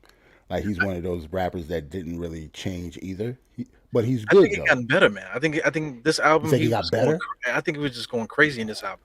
He did kill it. I actually Yeah. think you did pretty good. You got to think about age. I hate when people talk about age and stuff with rappers. To me, you never lose it. You never lose. Like unless you just stop rapping, just like you do anything else, you'll lose anything that you stop doing A because it's a lot of talent. rappers get better. A lot of But rappers some, get better. yeah, when you get older, you actually get better. Like you don't lose that. That was a thing in hip hop for some reason. I don't know, maybe because it was like the newest art form or the newest culture. Like we once the people that started it started getting old, we kind of They thought don't want that to hear we that just threw anymore. them to the wayside. They couldn't rap Yeah, anymore. That doesn't yeah, make any sense. Yeah. yeah, Happy birthday to Melly Mel, by the way. I think Right. today's his birthday, right? We're the only culture that does that. yeah. Yeah. Ain't That's nobody very else true. Because say like imagine if Steven Tyler can't sing anymore and play the yeah, fucking guitar for Aerosmith. yeah, and they're Like, fucking phenomenal. I saw Aerosmith a few years ago in San Diego, and they were fucking amazing. And I right. can't believe that old motherfucker still got all that energy. But if Tina Turner was a rapper, she would have been finished. Yeah, Because that's right now, the yeah, she's 87, still on tour. She's got week residencies in Vegas. yeah, So that's a little different. Maybe I'm thinking like if you put like put a microphone, like give Chuck D a microphone right now, he'll be able to do what the hell he want to do of on course, the stage, of and he course, got to be like in his fucking 60s, right? yeah. I would think Then it have to turns be. into then it turns into these people are actually entertainers. You know, they've been doing this so long, they've honed their craft for so long, they're experts at what they do. Right. Yeah, I think, by the way, Method Man has always been the best rapper on Wu Tang. Um, And you probably would like this album. You need to go take a look at it, man. I'll Hold on. listen to it. Let me Yes, let me Ghostface wasn't that good when he first started. Ghostface is everyone's favorite, but he's gotten way better because he's done the most in. He's put out the most albums, put out the most content. So, but Method you. Man was always the best rapper. Mm. I don't know. Hey, you get off my I'm about to cloud. say I don't necessarily know if he's a better rapper than the Jizza. Those It's guys are on just we can another have level, man. They yeah like we can have that conversation though because it's I mean it's just like Black Thought, right? Like Right. That's what I'm saying. he They're hasn't done different. enough. Like Yeah, but meth they're completely two different type of rappers. Yeah, I get it. meth and when he did his thing with Redman and they were doing features and all that, it's like where Jizza was nowhere to be Right, found. right, He's got right. Liquid Swords and then what else? You know what I'm They're saying? not the same type of rapper. Like meth, you can put meth on anything. Yeah. yeah, he's gonna get busy. Right. But they all nice, man. When they all stand together, just go back and forth. Wait, they all not nice. Listen, no. Yeah, You thought Dutch Ice Master is Killer was nice? Like all Oh, nine of the I thought motherfuckers he was was not gonna go. nice. I thought he Master was Killer gonna might go be to the you worst God player. first. How about You you got guy was nice? yo, you got to listen to some Ugar stuff because I was swearing to God Ugar was whack, but there's a couple songs that I listened to. I use it as an example, and I listened to it, and I said, no, that shit was kind of You gonna that sit guy here and was. say you guy was nice? I'm not talking about one verse. I'm talking I about mean, in general. You guy was pretty, nice, he yo. was all right. He was all right, Okay, but I mean, okay, he'll say okay. some shit like what, like that song "Slim Doodle Makers Tucked Inside Pajamas." He would Right. say some dumb shit like that, but he would say other stuff that was kind of like, I mean, I Well, don't I know. would say that Ghostface is the when I made the point about music, right? Yeah, Ghostface is the perfect example of that. Most of the time, you don't know what the fuck he talking about. In the That's what beginning. makes him amazing, though. In He's the freaking- beginning. Yeah, in the beginning. That's what I'm saying. You don't know what he's talking about, but the stuff that he rapped on, one of my favorite rappers ever. Yeah, seriously. The Purple Tape, greatest album, second greatest album, rap album I'd ever heard. I still listen to it weekly. I have no idea what the fuck they saying. Not until like they said it. They said that in the album. I didn't get what Ghost was saying until like Bulletproof Wallets. You know what I'm saying? It was like 7 albums like later. Supreme Clientele, you didn't get that at all. You didn't get Iron Man. You didn't get none of that shit. I'm just now understanding Supreme Clientele, which was a phenomenal album. That's what I'm better saying. than Iron Man. Supreme Clientele better than Iron Man. The But Wu-Tang Bulletproof Clan, Wallets, I period. was like, oh no, he's great. Yeah, but what's ill is that during that time, I forgot which album it was, but they said, "Yo, you're gonna listen to this shit like 20 years from now. Y'all still ain't gonna get what we saying." Right. And it's true. And these guys were like 23, like 20, 25, and they were saying some scientific shit from back then. That's why I can't get. Every time that I make the point about the music is what drives you or whatever. When people don't get it, I'm like, "Yo, are you Wu-Tang Clan fans?" You can't sit here and tell me you knew what the fuck they was talking about when you was in the 90s, especially not anybody close to our age. Yeah. Because we were kids. Yeah. No way in hell you knew what they was talking about. You grown man now, I still don't know some of the stuff that they was talking about. Not everything. Yeah, I forgot the song, but it's a song that Ghostface got on the Jizza album on the Liquid Swords. Where he was talking about the clothing and stuff, whatever.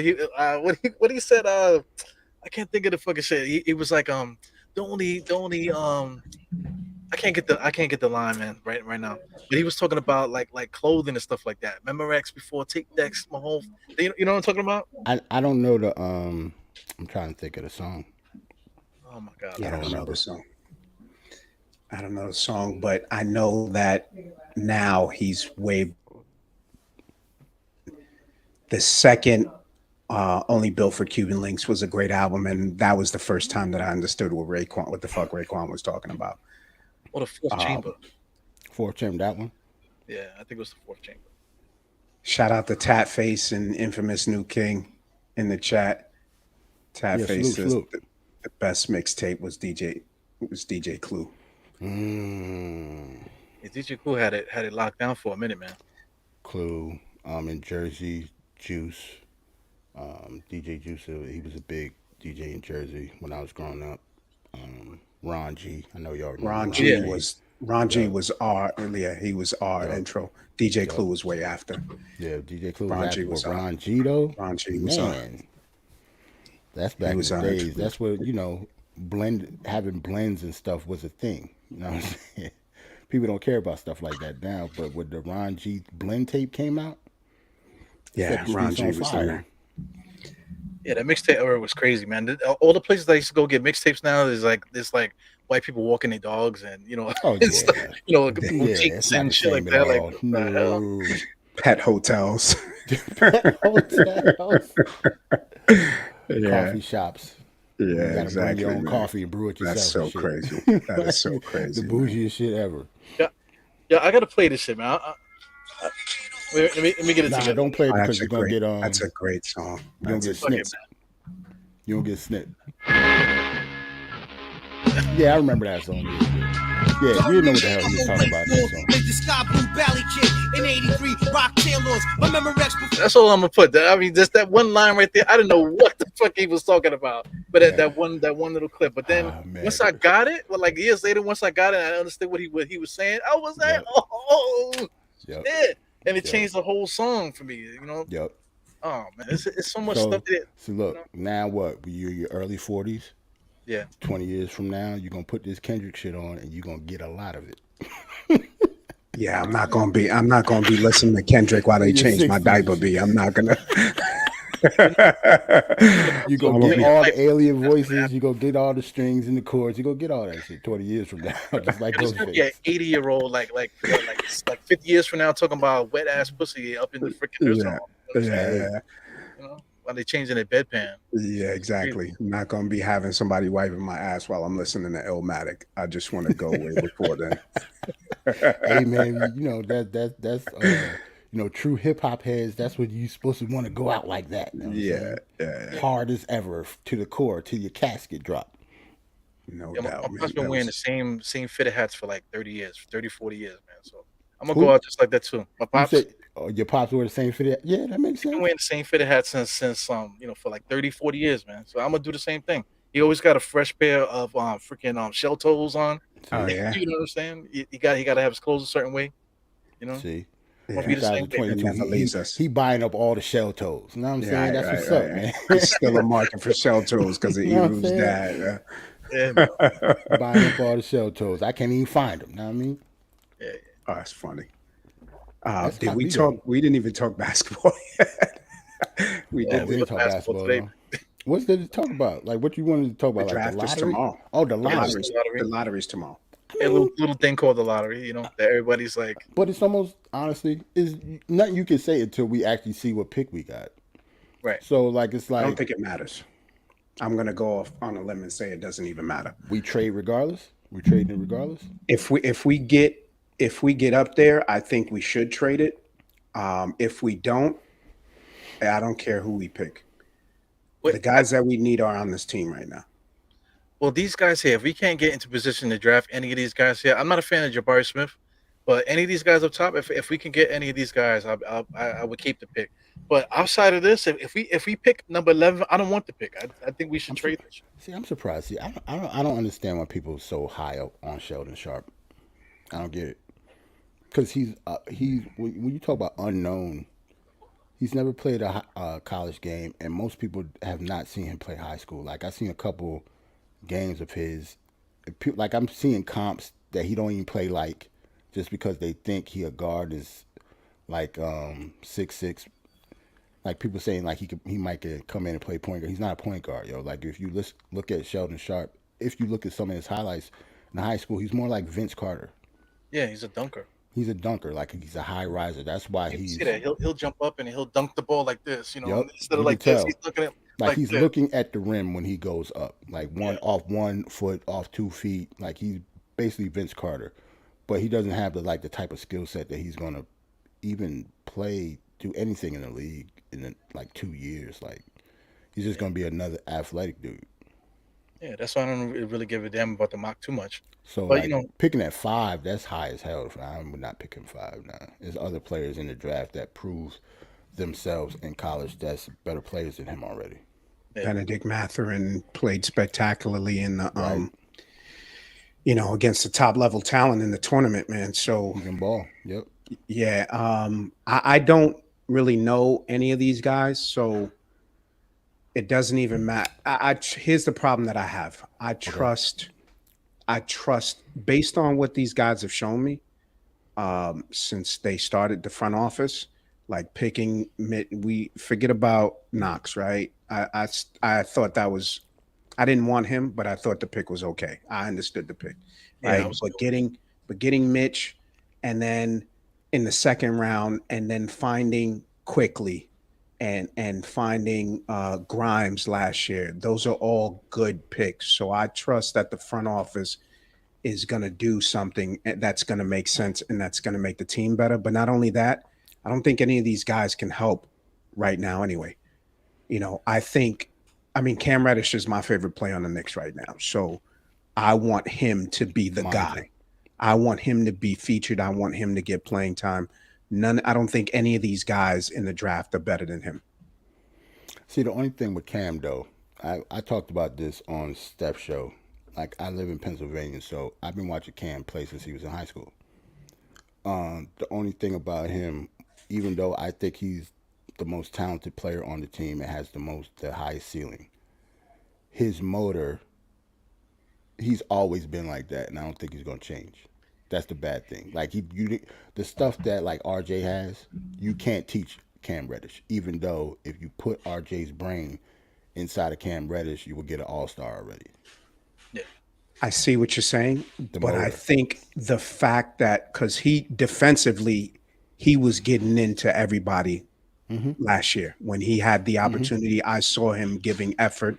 He got some good steals. I think the motor thing is overstated only because the motherfucker's so smooth. He makes it look that easy. Like That is he's true not. too. He's I so said that fluid. too. The So things that he can do, get to the basket and make free throws. He can finish at the rim, right or Mm. left hand, right? He IQ. can blow by people, but he can also, I see him getting, 10 free throws a game easily. And when we're having trouble scoring, I think he's the guy that you put in and you're like, okay, attack the rim, get fouls so we can get easy points. And that's the guy. My problem with RJ is that he has trouble finishing at the rim because he's got no hops. Right. That's my issue. I love his toughness. I love his tenacity, but he can't. He's either getting his shit punched in the third row, or he's bricking the layup because he's got no vert. You know what I'm saying? So, but not with Cam. And I love RJ, but Mm. Cam Reddish is that dude. But I think the fact that people say that the motor, it's overstated. I think he's much better. He's got a much better motor than Kevin Knox, and I think Kevin Knox was just too young and lost and didn't want to make a mistake. Mm. And we saw that early with Obi too. But now Obi feels more confident with playing time and stuff like that, and the coaches are not pulling him after every mistake, so you're able to see him grow. I don't think Knox got that chance. He's not here, but I think Cam Reddish is the guy. yeah, he's good, man. He kind of he gives me like Malik Sealy vibes. I used to love Malik Sealy. Rest in peace and all that. Stacey Augman, those type of guys that are like, they got the skill set to be that dude, but they just super smooth and just kind of like chill. They just can't really get into that top 20 point a night scorer. That's what I see from Cam. But the potential for him is still there to get there. To get to that, to be that Hmm. guy. I We think he can. will. We will see. For me, I don't know. To me, like just his personality, right? I hope he actually gains it as he get older, like the fire that I was talking about. Yeah, If he gets it, he's the best player on the team. That's Yeah, how talented Cam is. That's yeah, how more talented he is than RJ to me. Like yeah. he dribble past shoot, he does pretty much everything better Everything, than RJ. everything, everything. He's even a better defender than RJ at some point, at some Yeah, times, because his I agree. wingspan. Like Cam got like a 7'1" wingspan. We was talking about that earlier. yeah. Yeah, and he But gets in the passing lanes and stuff like that. right, Yeah, he's IQ, he cuts to the basket. yeah, yes, which is something that only Obi does, and we've only seen that from when that be effective when maybe when Derrick Rose was in the game, right? Like Obi Hmm. attacking the basket and stuff like that when Derrick Rose drives. But yeah, he's dude is incredible. I'm Yep, very high on on Cam, and I hope he gets the shot. Him and RJ together complement each other very perfectly. well. Yep. My whole thing is we'll see how like matter of fact, really quickly, we will find out what Cam has, because if he can't break out, like before, he couldn't break out rotation, obviously, because Tibbs is Tibbs, right? So he came in the middle of the year. Now that he's actually in the building, coming off of rehab, he's acclimated with everything that we have, our system, the way Tibbs like things done. If he still can't get minutes, Cam's gonna have a problem in this league. Period. I Yeah. think. Contract Like year it, too. He because has to it's a do it. contract year. Like it's just like RJ. Like I was saying this on the Step Show too. Like all of our young guys that we like, right?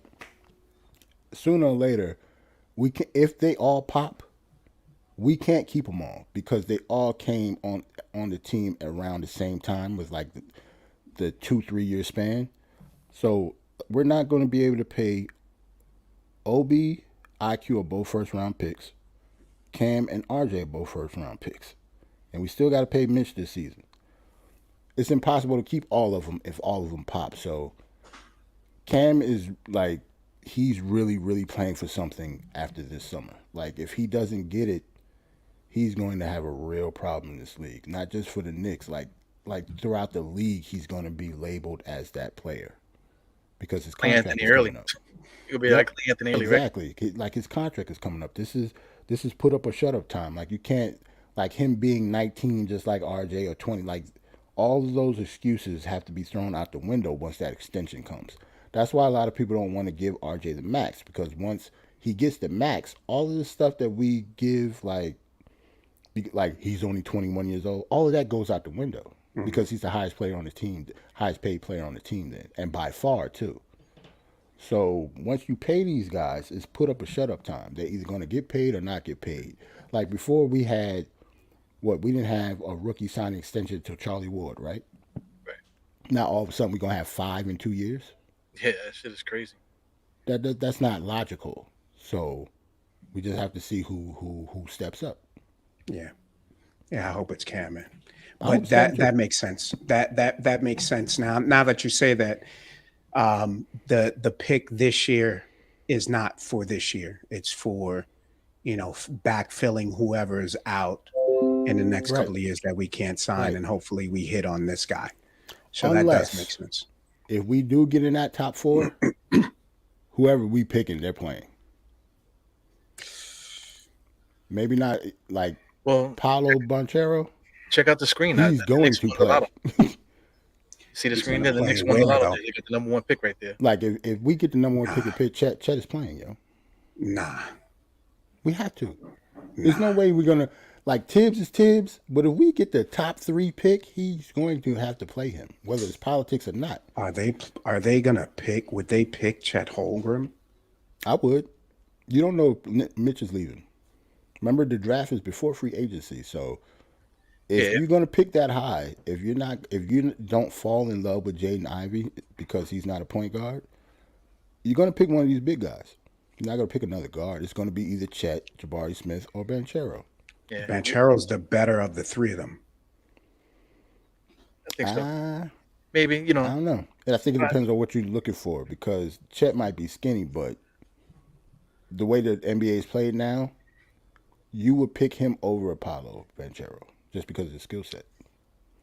7 foot, that frame always scares me. It reminds me of, dudes like the dude from Houston who had foot problems, and then Yao Ming, Yao Yao Ming? Ming, Yao Ming, and then we had um, this guy shooting threes, Porzingis, right? It's like all these guys who are 7 foot and who play that kind of ball. It's kind of scary, man. So I don't, with that frame, I don't know. I mean, look, we've seen even Mitch, get hurt all the time because he's hmm he's active and stuff like that. It's hard to keep these guys And guys with that frame on the floor. the bad thing about Chet, right? I understand. I completely understand why you wouldn't pick him because of that, and I have like my feelings about that also. But he doesn't have a injury history at all. yeah, we just bugged out. Motherfucker never been hurt. But we have to put that stigma on him just because of his frame. You Yeah. think he's going to be hurt as soon as he come in here, even though he doesn't have injury problems at all. The thing with him too, like for him to be so skinny, nobody's been able to push him off the block. Nah, he's still strong for his size. Yeah, Okay. so And he was the best shot blocker. Look, he averaged 5 blocks a game. yeah, he was And he getting shoot busy, the man. three, and he Yeah, got but a who handle, and he can who pass. is who is Gonzaga facing during the season? Like Conference USA teams, like they faced a lot of cupcakes. No, That is true also. That's Yeah, what I mean when you think of Gonzaga, most of the dudes that come out of Gonzaga really don't pan out well in the they NBA. don't. Probably for that reason. Yeah, they don't. And plus, they don't really get high recruits anyway. Chet was like one of the first, not the first one because they had Jalen Suggs before them, but I think he was probably the first number 1 consensus all around player in high school to go there. I think. Mm. yeah, Like Jalen Suggs was like top 5 or whatever. Chet was number 1 last year.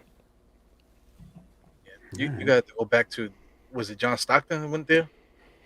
Yeah, Dan Dickow, remember him in the Oh, '90s? They Dick. Adam Morrison, Adam Morrison. yeah, Yeah, it's a whole bunch of really good white dudes. Yeah, Morrison had freaking It is what it diabetes, is. man. He had to get pricked before every game and shit. Check his shit He out. was not like people talk about Allen. He was nasty in college though. he was Like dirty. you Yeah, couldn't check Adam Morrison in college when he went to Gonzaga for yeah, college. Yeah, He yeah. rumors was that he literally was nasty too. That motherfucker didn't take showers and all Yep, kinds of stuff. He's yep. such he an was a asshole. Long hair, had the bro. Was a beard. hippie. Yeah. Yep, he was a Who was hippie the that went to kid? Gonzaga. Who was the kid that was lighting it up in college and then played for the Westchester Knicks, and we wanted to bring him on? He was Oh, Jimmy Adam Fredette Morrison. Yeah, Jimmer Fredette. That's with who the that. BYU.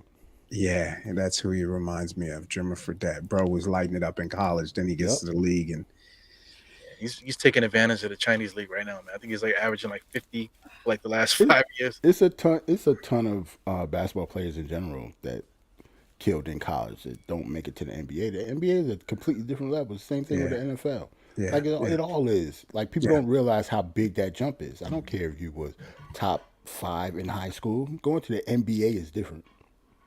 Completely different. Gonzaga's a blue chip school now and have been for years.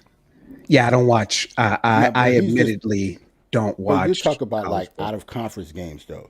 Like yeah, they don't get me wrong. They do play people out of conference, but for the most part, their conference is usually weak.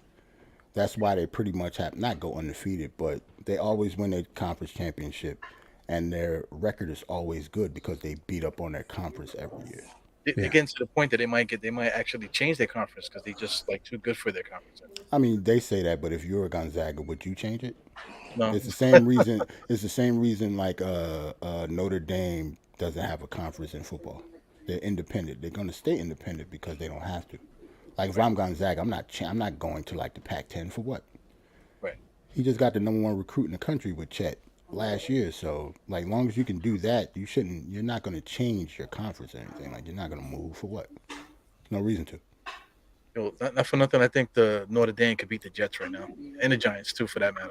Notre no, Notre Dame. Dame, nah. See, they got a nah, new coach now. Nah, they got a new nah, coach no now. way, No no way. way. No, no. The Can't do it. the last player on the Jets roster is probably would be a superstar in at Notre Dame.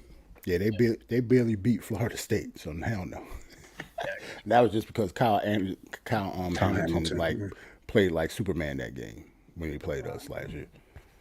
All right, so you guys watch any Real Madrid basketball with Say what? Rokas, Oh, you talk the about Rokas? Joker? I Yeah, Joker actually Bias. did watch like highlights. I didn't watch the whole game, but I saw some of the highlights. To me, I'm not gonna lie. I don't want to say he's mid, but the like I remember Andy saying that he was Dragic. I was never Goran overly impressed Dragic. by. Yeah, I was never overly impressed by Dragic either. Like to me, they're like average point guards in the NBA. Like he's killing over there. He's not going to shoot 60% from the fucking 3-point line when he comes to the Knicks, yo. Yeah. Like all of that is cool, and I'm not saying like if you dominate the league over there, I'm not saying that you can't play over here, but I don't know, different circumstances with the team and different.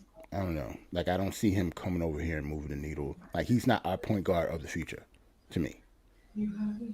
If anything, he'll be a very very good backup. Well, Like, his coach, he reminds me of his coach. The coach that's his current coach now is the guy that was killer kicking our ass that time when I was the Larry Brown USA team. He was the guy on the other squad for Lithuania that was like destroying us. what's his name? I know exactly who you talking about. I forgot his name. Yeah, he has But like yeah, he do remind me of him. Like little scrappy point guard, skilled. I don't think he could probably like once he get into this league. Who's he gonna guard? Who's gonna defend? Like we talk about defense all the time. Don't nobody talk about Rokas defense. They just talk How about he old is can he? shoot. He young, yeah, he's a young guy. Like I think he's got 19, 20, 21. Like he's got heart though. When he played in the summer league, um he had heart he plays when we hard. watched him. He plays super hard. That's one thing about him. he plays super hard, but Deuce was clearly better than him in the summer league, and Deuce can't get no burn for us. So yeah, I'm not. I don't think Rokas is our. Let's Well, see. that's a Tibbs thing. He'd Yeah, probably be getting burned for us if David yeah, that's true. Fizdale was his coach. That's true. Well, that dude was Saranas Jaskevicius, whatever his name is. That was the dude that was kicking our ass in Okay. back in the days. For the USA team, he was kicking our ass in Lithuania. One of the when you had to draft up, I'm intrigued by Jalen Darden. From Like, Memphis, yeah, they had him picking when we was down there at 9 before US switched Jalen to. Duren. Yeah. I'm intrigued by him because I really don't think we're going to keep Mitch. Like, I think it's going to be hard pressed to keep Mitch. The only thing, the bad thing, which is stupid of the NBA, is they have the draft before free agency. That is the dumbest thing in the world to me. It should be the other way around. Miami Yeah, is It's well, not not bad. timely. you gotta have your shit. You gotta have your shit in order, Right. right? So, That's why the good organizations can do both. right. I hate Miami drafting. never has a problem with it. Yeah, that's true. But then Um, again, they never. I don't know. They never they're reason. never So drafting high. right. That's what I'm saying. They don't never draft Yeah, high anyway, so they don't yeah, care about the lottery. right.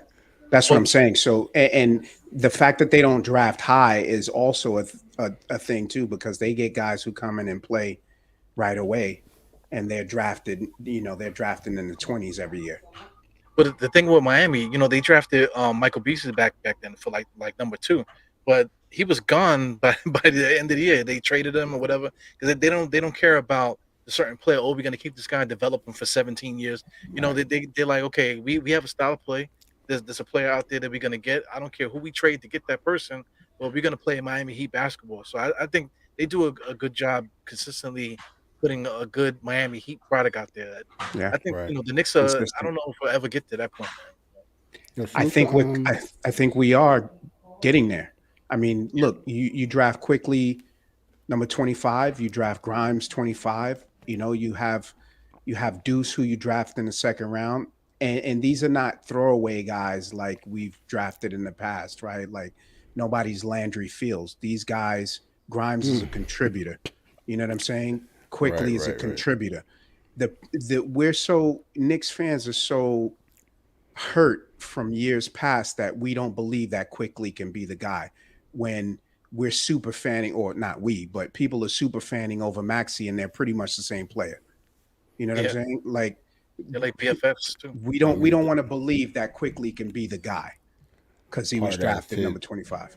but part of that is what how Tibbs treated their minutes though. Like just because we was losing at the time, you know, logic would tell you that quickly should play more, but Tibbs didn't care. Like his shit was set, so just because of that, it kind of robbed us of IQ getting his moment to even earn that starting point guard Well, think slot. about it too, though. Think about it from this perspective. And you're right. I wanted him to play, right? I want all the young guys to play, right? Because that's how they learn. But think about if the reverse happens, right? You let this kid play and he's making mistakes and now he loses confidence, right? And now you feel like you have to make a decision because, he hasn't been playing well. Now you have to make a decision on you bring in somebody to play in front of him, and Hmm. we don't have to look any further than Kevin Knox, right? And I keep alluding to him because he's like the closest example, right? He was 18, he was getting all these minutes, and then you're not sure that he's the guy, so you bring guys in front of him, and now his confidence is shot, right? So maybe bringing quickly along slowly and Obi along slowly was the right thing, so that it doesn't kill their confidence. And see, I can see if that. I think maybe with Tibbs coach, the way Tibbs coach, he coached everybody the same, maybe because Yeah, it seemed like to me, just by their personalities and how they are for what we've seen from so far, I would coach Obi like that. But IQ, I've heard Tibbs say, "Don't shoot it, don't shoot it," and he shot that shit from like the That Madison motherfucker Square don't Garden care. symbol on the elbow. He don't Yeah. care. He yeah. he does not care at all. Like he let that thing go. So like when it comes to confidence, many mistakes as IQ would make, I don't think that would lack his confidence. But generally, yeah, you're definitely right. Like with Obi, I think that would probably crush him. But IQ, I still think he'll let him go. Well, Like Obi even said, go ahead, Eva. oh, no, we didn't say with the Obi. No, I was going to say, Obi even said, he said, I got more confidence with more playing time. When I wasn't playing, when I was playing sparingly, I was afraid to make a mistake.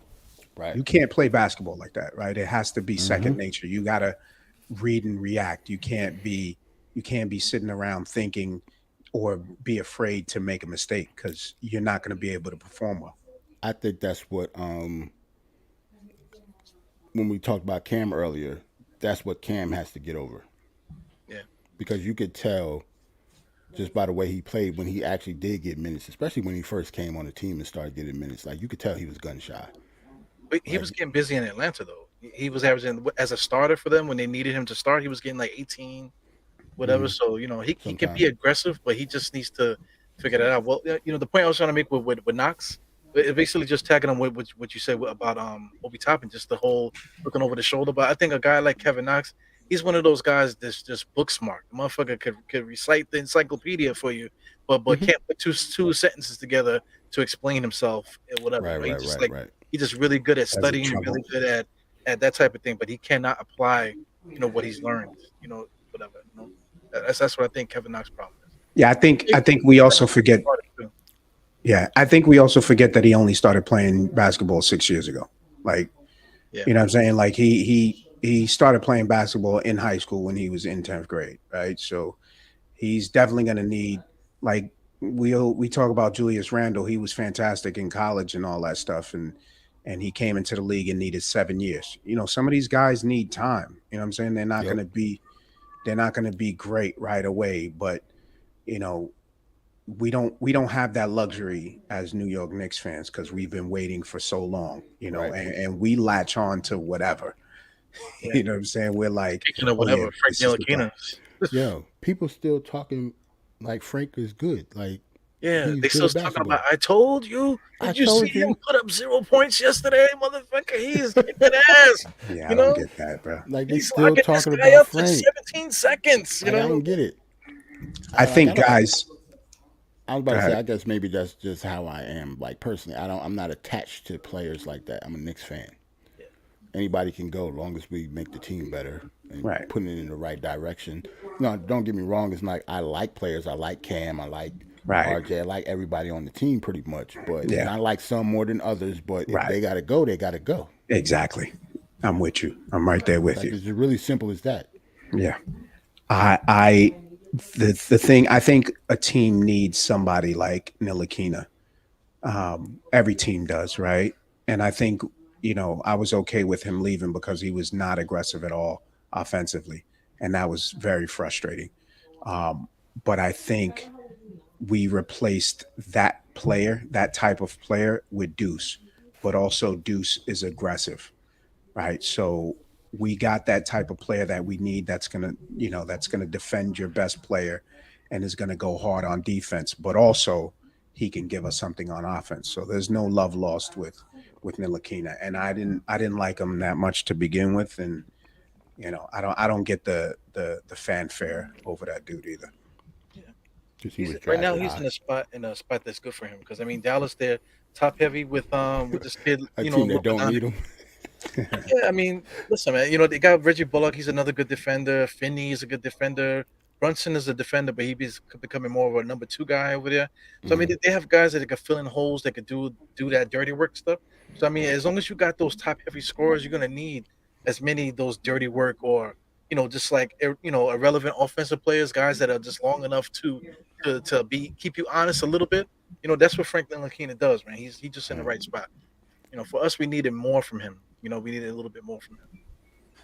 Yeah, Yeah, salute to No Cap Sports though. no He got a cap. Yeah, question in the chat.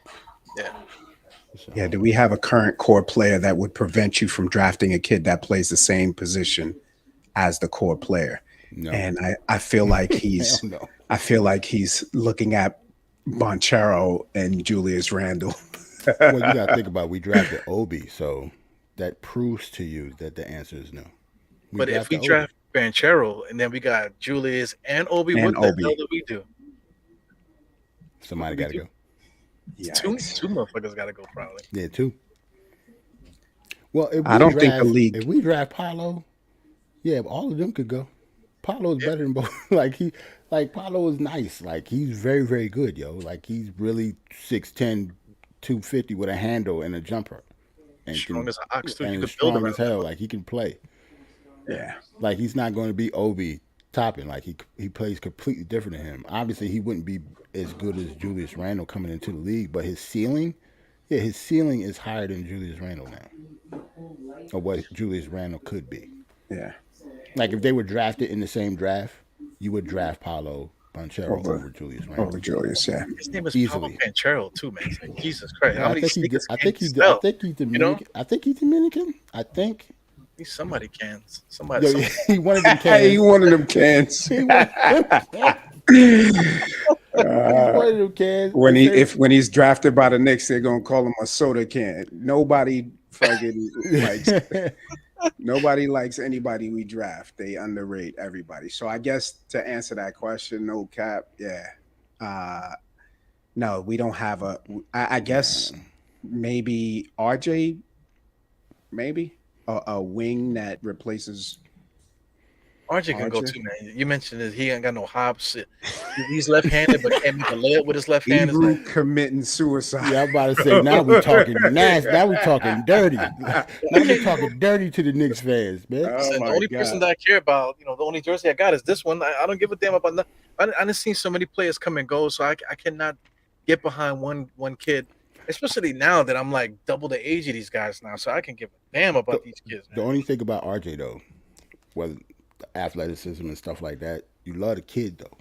Yeah, he's a Yes. good kid, man. He's Right. good. You look like he seemed like he's the type of kid that he's never going to do anything wrong. He's not going to say anything wrong. He's always going to make the right decision off the court and on the court. Yeah. Whether he's good or not, he's still going to give you a bad 100%. You know what I'm saying? Say if he is bad, he's still going to give you 100% of that bad. Yeah, I liken Like him. you can't teach that. Like that's something Yeah. ingrained in him. I liken him to like a Derek Jeter, right? Not the best. Steady. Yeah, he's steady, consistent. You know what he's going to give you. He's going to give you effort, and like you said, Jerrell, he's going to always say the right things and do the right things. So you need that.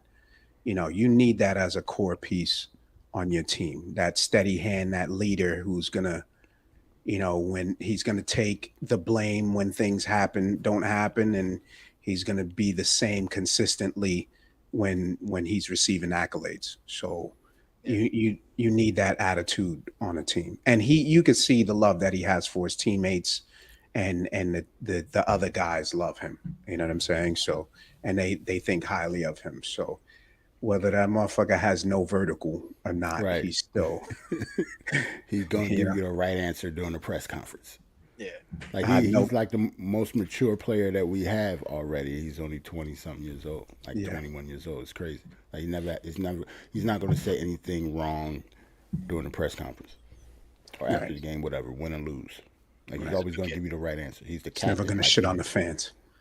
Right. Yeah. He's not.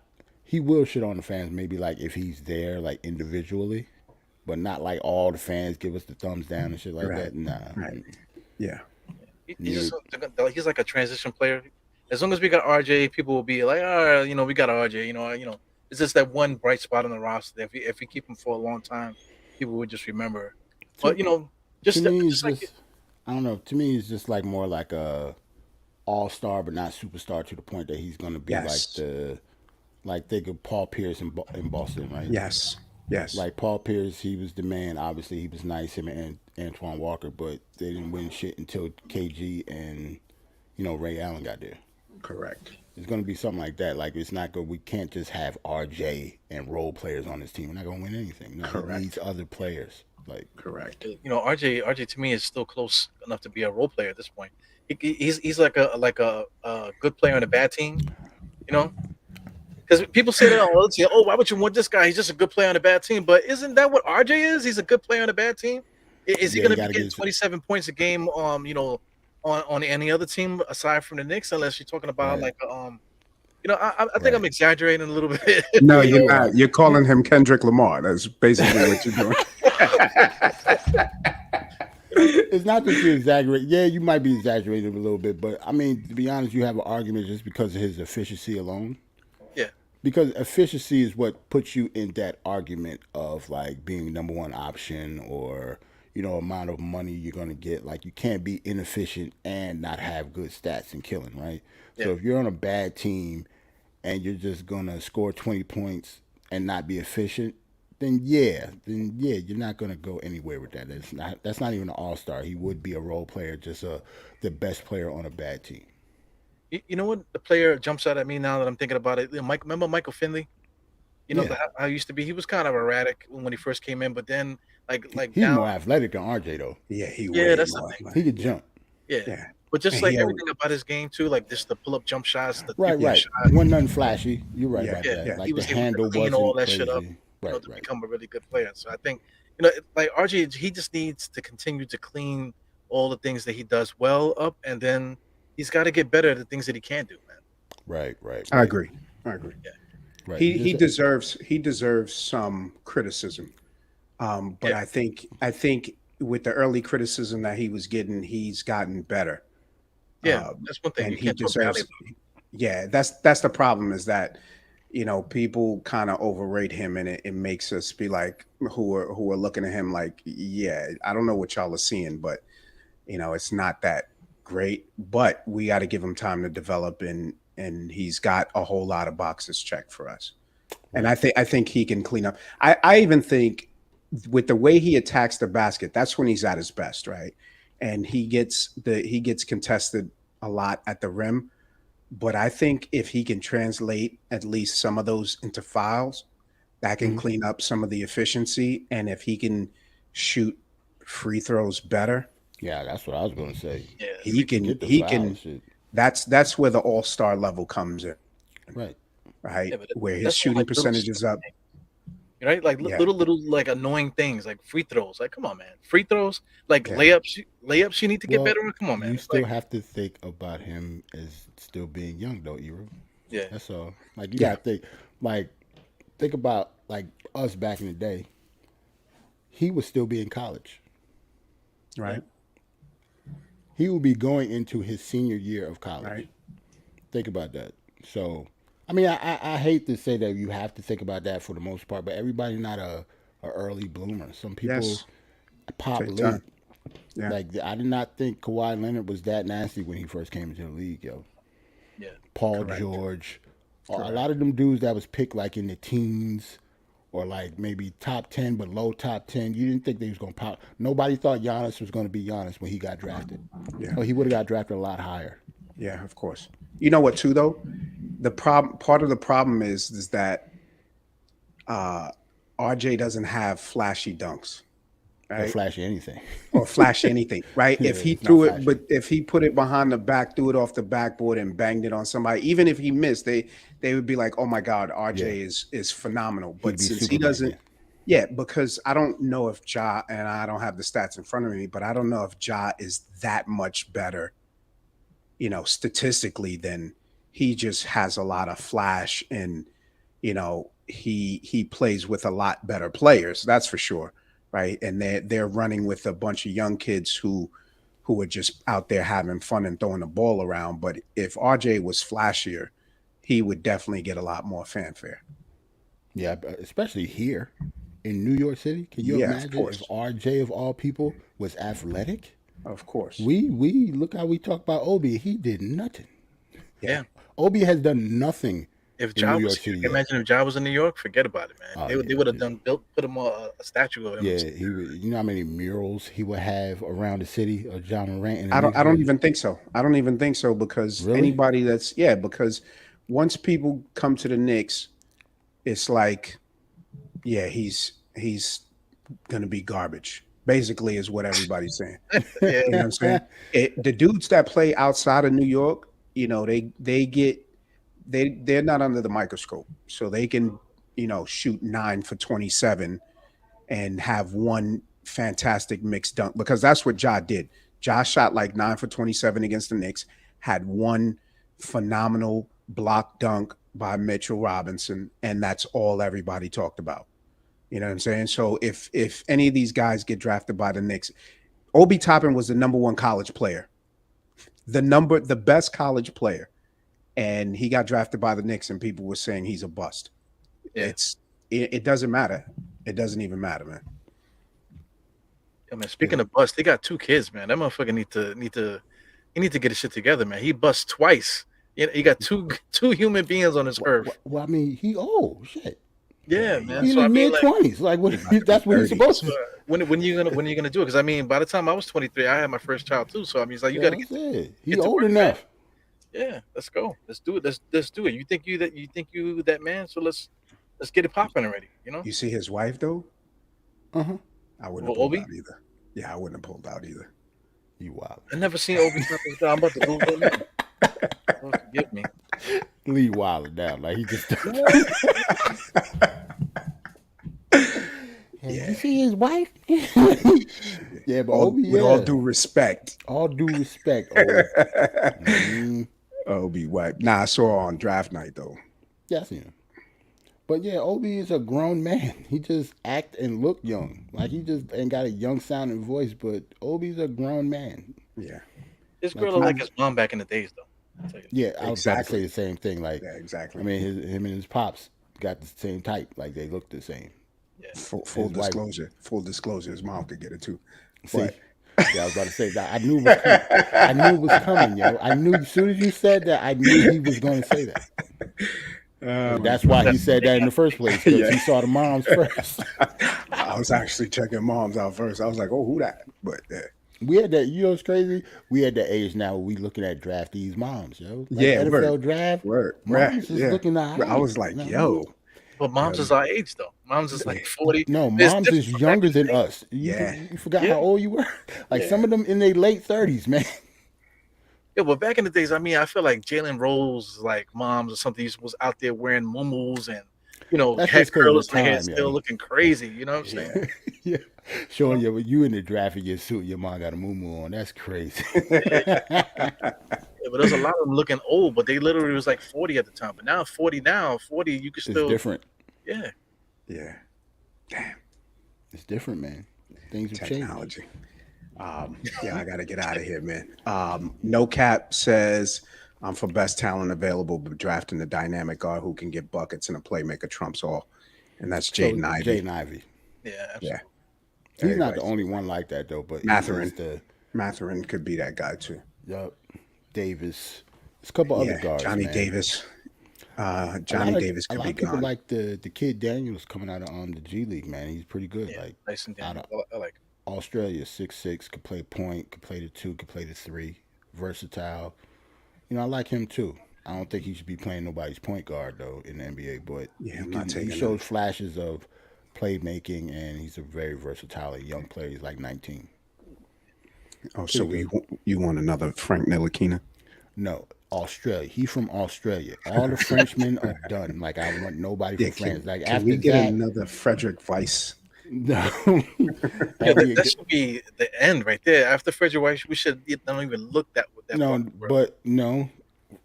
Looking ahead, the number one prospect is out of France, and he's nasty. He's good. Like he's sick. He's like He's- 7'2". Oh, the new kid from yeah, this- can play the point guard and shit. Like he's nasty. Mm, I yeah. seen him play. Lee.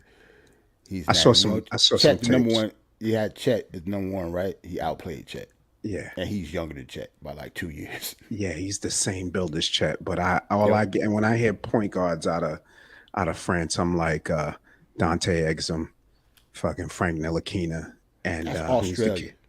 Who's the the kid kid in that we Detroit had? too. Dante Exum is from Australia. Is he? Yeah. I thought he was French. Who's He the played- kid because that he's sorry and play like a freshman. You just thinking about anybody that's sorry. anybody from France? Anybody that's like light skinned, sorry, and plays like in another country, Fucking- like it's not good. But T, you know what I'm saying? Yes, I They remember him. they had one Killian Frenchman. Oh, Killian Killian Hayes. Hayes. Yeah. Yeah, what the hell happened to Killian Hayes, yo? He He hurt looks- his hip last year, but did like the year before, and then this year he's still not doing anything. Like, Yeah, but then they drafted Cade. Like, what is? How do teams? Like, it reminds me of Phoenix. A few years back, they were always drafting the same position for years. Every year they would draft somebody at the same position, and it just did not make any sense to me, man. Like, I don't understand. Like, you had to take Cade, right? Nah, but Cade number one, and you could play him in multiple positions, so I can see that. But like for your Cade needs the point, ball. Orlando is different though. Orlando picked like 3-point guards in Now, three yes. drafts in a row. Like Yes. that's nuts, and they Yeah. all just play point guard. Yeah. How many Suggs, centers do they need too? They RJ got a lot of good Hampton. centers. Yeah. Obama and the other kid that they signed recently. Mm-hmm. And Isaac is coming back. Yeah. They got a point guard I they don't didn't even understand. draft over there, so Yeah. they still got another. They got like 4 point guards over there. It's incredible. All of them could start for the Knicks. Each and every last one of their point guards to start. I've never been high on Markelle Fultz. Really? Never been high on Markelle Fultz. Not that high. Yeah, I wasn't that high. Even when he came out of college, I didn't think he was going to be the number one. Yeah, I didn't think. I didn't Tatum. His college team was trash though. His college team wasn't even in the tournament, so I didn't even understand why they even had him that high. Because he played for Washington, they didn't even make the tournament. Ceiling and plus, when he was at Washington, couldn't nobody guard him in the country though. But as a team, they weren't good. Right. But that's why he pretty much got drafted for ceiling and his intangibles. Like he's like 6'4", long arms, play defense, can't be guarded on the offensive end. But it is what it is. Just like everybody else, they go to the league and you get exposed. Emmanuel Mudiay. That's who I was thinking about. He not from France. He from Emmanuel Mudiay is French. No, he's not. You just say that because he played like he's French. He played like. Because I think Emmanuel Mudiay is from like here. No. Yes, he's from France by way of Congo. Yeah, but he came through the French national team. Did he? I don't know about this. Let's look. I don't know. I thought Emmanuel Mudiay was from here, but he just remember his parents came here from the Congo. Yeah. I know his parents is from, but like, where did he grow up though? Yeah, he grew up in Texas. Yeah, Texas. He was just one of those ones that didn't go to college. And he went overseas for a year, went just to like China. Brandon Yeah, James. that's right. Yeah, that's what he did. Right. But he's from Texas, I think. Like he grew up in Texas, I think. Arlington, Texas. And he went to like a prep school in Texas too. He was all right. Texas. He's a McDonald's All-American and stuff. Like he's from here. Oh, but he spoke French. That's what it was. Okay, I can see that. He spoke French. Yeah, I can see that. All right. Yeah, but you just say that because he wasn't good though. That's the only reason you say he's French, yo. Actually, I actually liked him. He spent a lot of time on the floor. Always, every time he went to the basket, he wound up on the floor, which was kind of weird. I always thought that was terrible, but I kind of liked him. And I like that Fizdale had confidence in him. You know what I'm saying? Yeah, he was going to get him right, whatever the hell that meant. Yeah. We going to get you right. I don't know. He was probably going to buy him some new suits. I don't know what he meant by get you right. He's going to crack open the medicine cabinet for him and get him. Yeah. Right. Like, who have you ever, like as Fizdale, who have you ever gotten right? This was your first head coaching job. What are you talking about? His wife. Get you right. Yeah. Well, what wasn't Memphis good when he was coaching? I mean, Memphis had a veteran team, but I think they was okay. They were okay. Like, they didn't suck. Like Memphis was so sorry that as soon as they got a little taste, they fired him and then got somebody better, and then fired him and got somebody else. Like but Gasol was good. They had who's the point guard? That's where Utah now. Mike Conley was good for them. They had a good team. I think that's why one of the reasons I think that's why they got rid of Fizdale, because he didn't get along with Gasol. I think it was something personal, like he didn't get along with some of the players. Yeah. So they didn't keep him on because he was like an interim coach. Right. He was an assistant. Their head coach got fired, so he was an interim coach, and for like that half of the year, they actually did pretty well, but they didn't keep him. That's what it was, I think. Okay. Because he came from Miami, I think, right? Yeah. Yeah, he was definitely with Miami, then went to Memphis, and that's like through the coaching ranks. He was assistant coach. Yeah, we got him because LeBron talked him up like Peyton Manning talked up Adam Gase. That shit turned out to be a disaster. Right. That Adam Gase hire was nuts. Dude, I hated it from the door. Yeah, that's another. So another. It's almost like it's almost like a hiring of fucking. It's almost like hiring a special teams coaches. Yeah. This is gonna be the name of our podcast, brother. Chance after chance after chance. They get how many chances he gonna get? Hey, yo, Adam Gase got a chance to coach a team like fresh off an ass job for Miami, like fresh off. Like the next season, like he didn't even have an off season. Yeah, he got fired and then hired in like 2 weeks. Yeah, we've been watching you be ass for the last 3 years. We think we want you to be ass. Yeah, same division. He was terrible. Dug a fuck Oh, he says entertainment. see some eye. He must be talking about the draft, like the women in the draft. At least I Oh would no, guess. this dude here, he comes on here and he like I can't even describe it. What you mean? Trolling. Not trolling, but he I don't even want to say it, man. He comes in here and he starts giving me compliments. I guess that's the best thing. Ain't nothing wrong with that, man. Yeah. I would say that we're three good-looking gentlemen up here. We just so happen Yeah. to be taken. That's all. Yeah, we just Yeah. take it. Yeah. We're just taken. Thugger fuck with the high top Timberlands. I don't know about that. Them is Laced a all the way couple up, inches though? too high. Yeah, And they laced all the way up too. yeah. Those Yeah, are but those are 69 belows. Well, I say you talk about three dudes from New York. We looking at them tens, kind of suspicious. My But it's all goodness. good though, man. Salute to everybody in the chat, man. Yes, shout out to everybody in the chat. Yeah, I gotta be out, man. My wife is looking at me. Yeah, man, we broke the record. We had like 3 pods this day. Like, if you actually broke this down, we had a football pod, a music pod, and a basketball pod. You just gotta find it. I don't know if you do timestamps, but salute to yeah. everybody. This one definitely I gotta start doing timestamps just so people can jump The right whole into it. middle of the pod, we was talking about music for like 45 minutes. Yeah, I And then think got to the Knicks. I think we could split this off into a race pod too. We could definitely do some. Probably, yeah. Especially if you do certain clips, Yeah, chance after chance. yeah. Oh shit, yo, good talk, fellas, man. I appreciate it. Looking forward to doing the next one, man. Peace, peace. Yeah, peace, All right. guys. Thanks for tuning in. Thanks for the chat. Popping in. See you guys next time.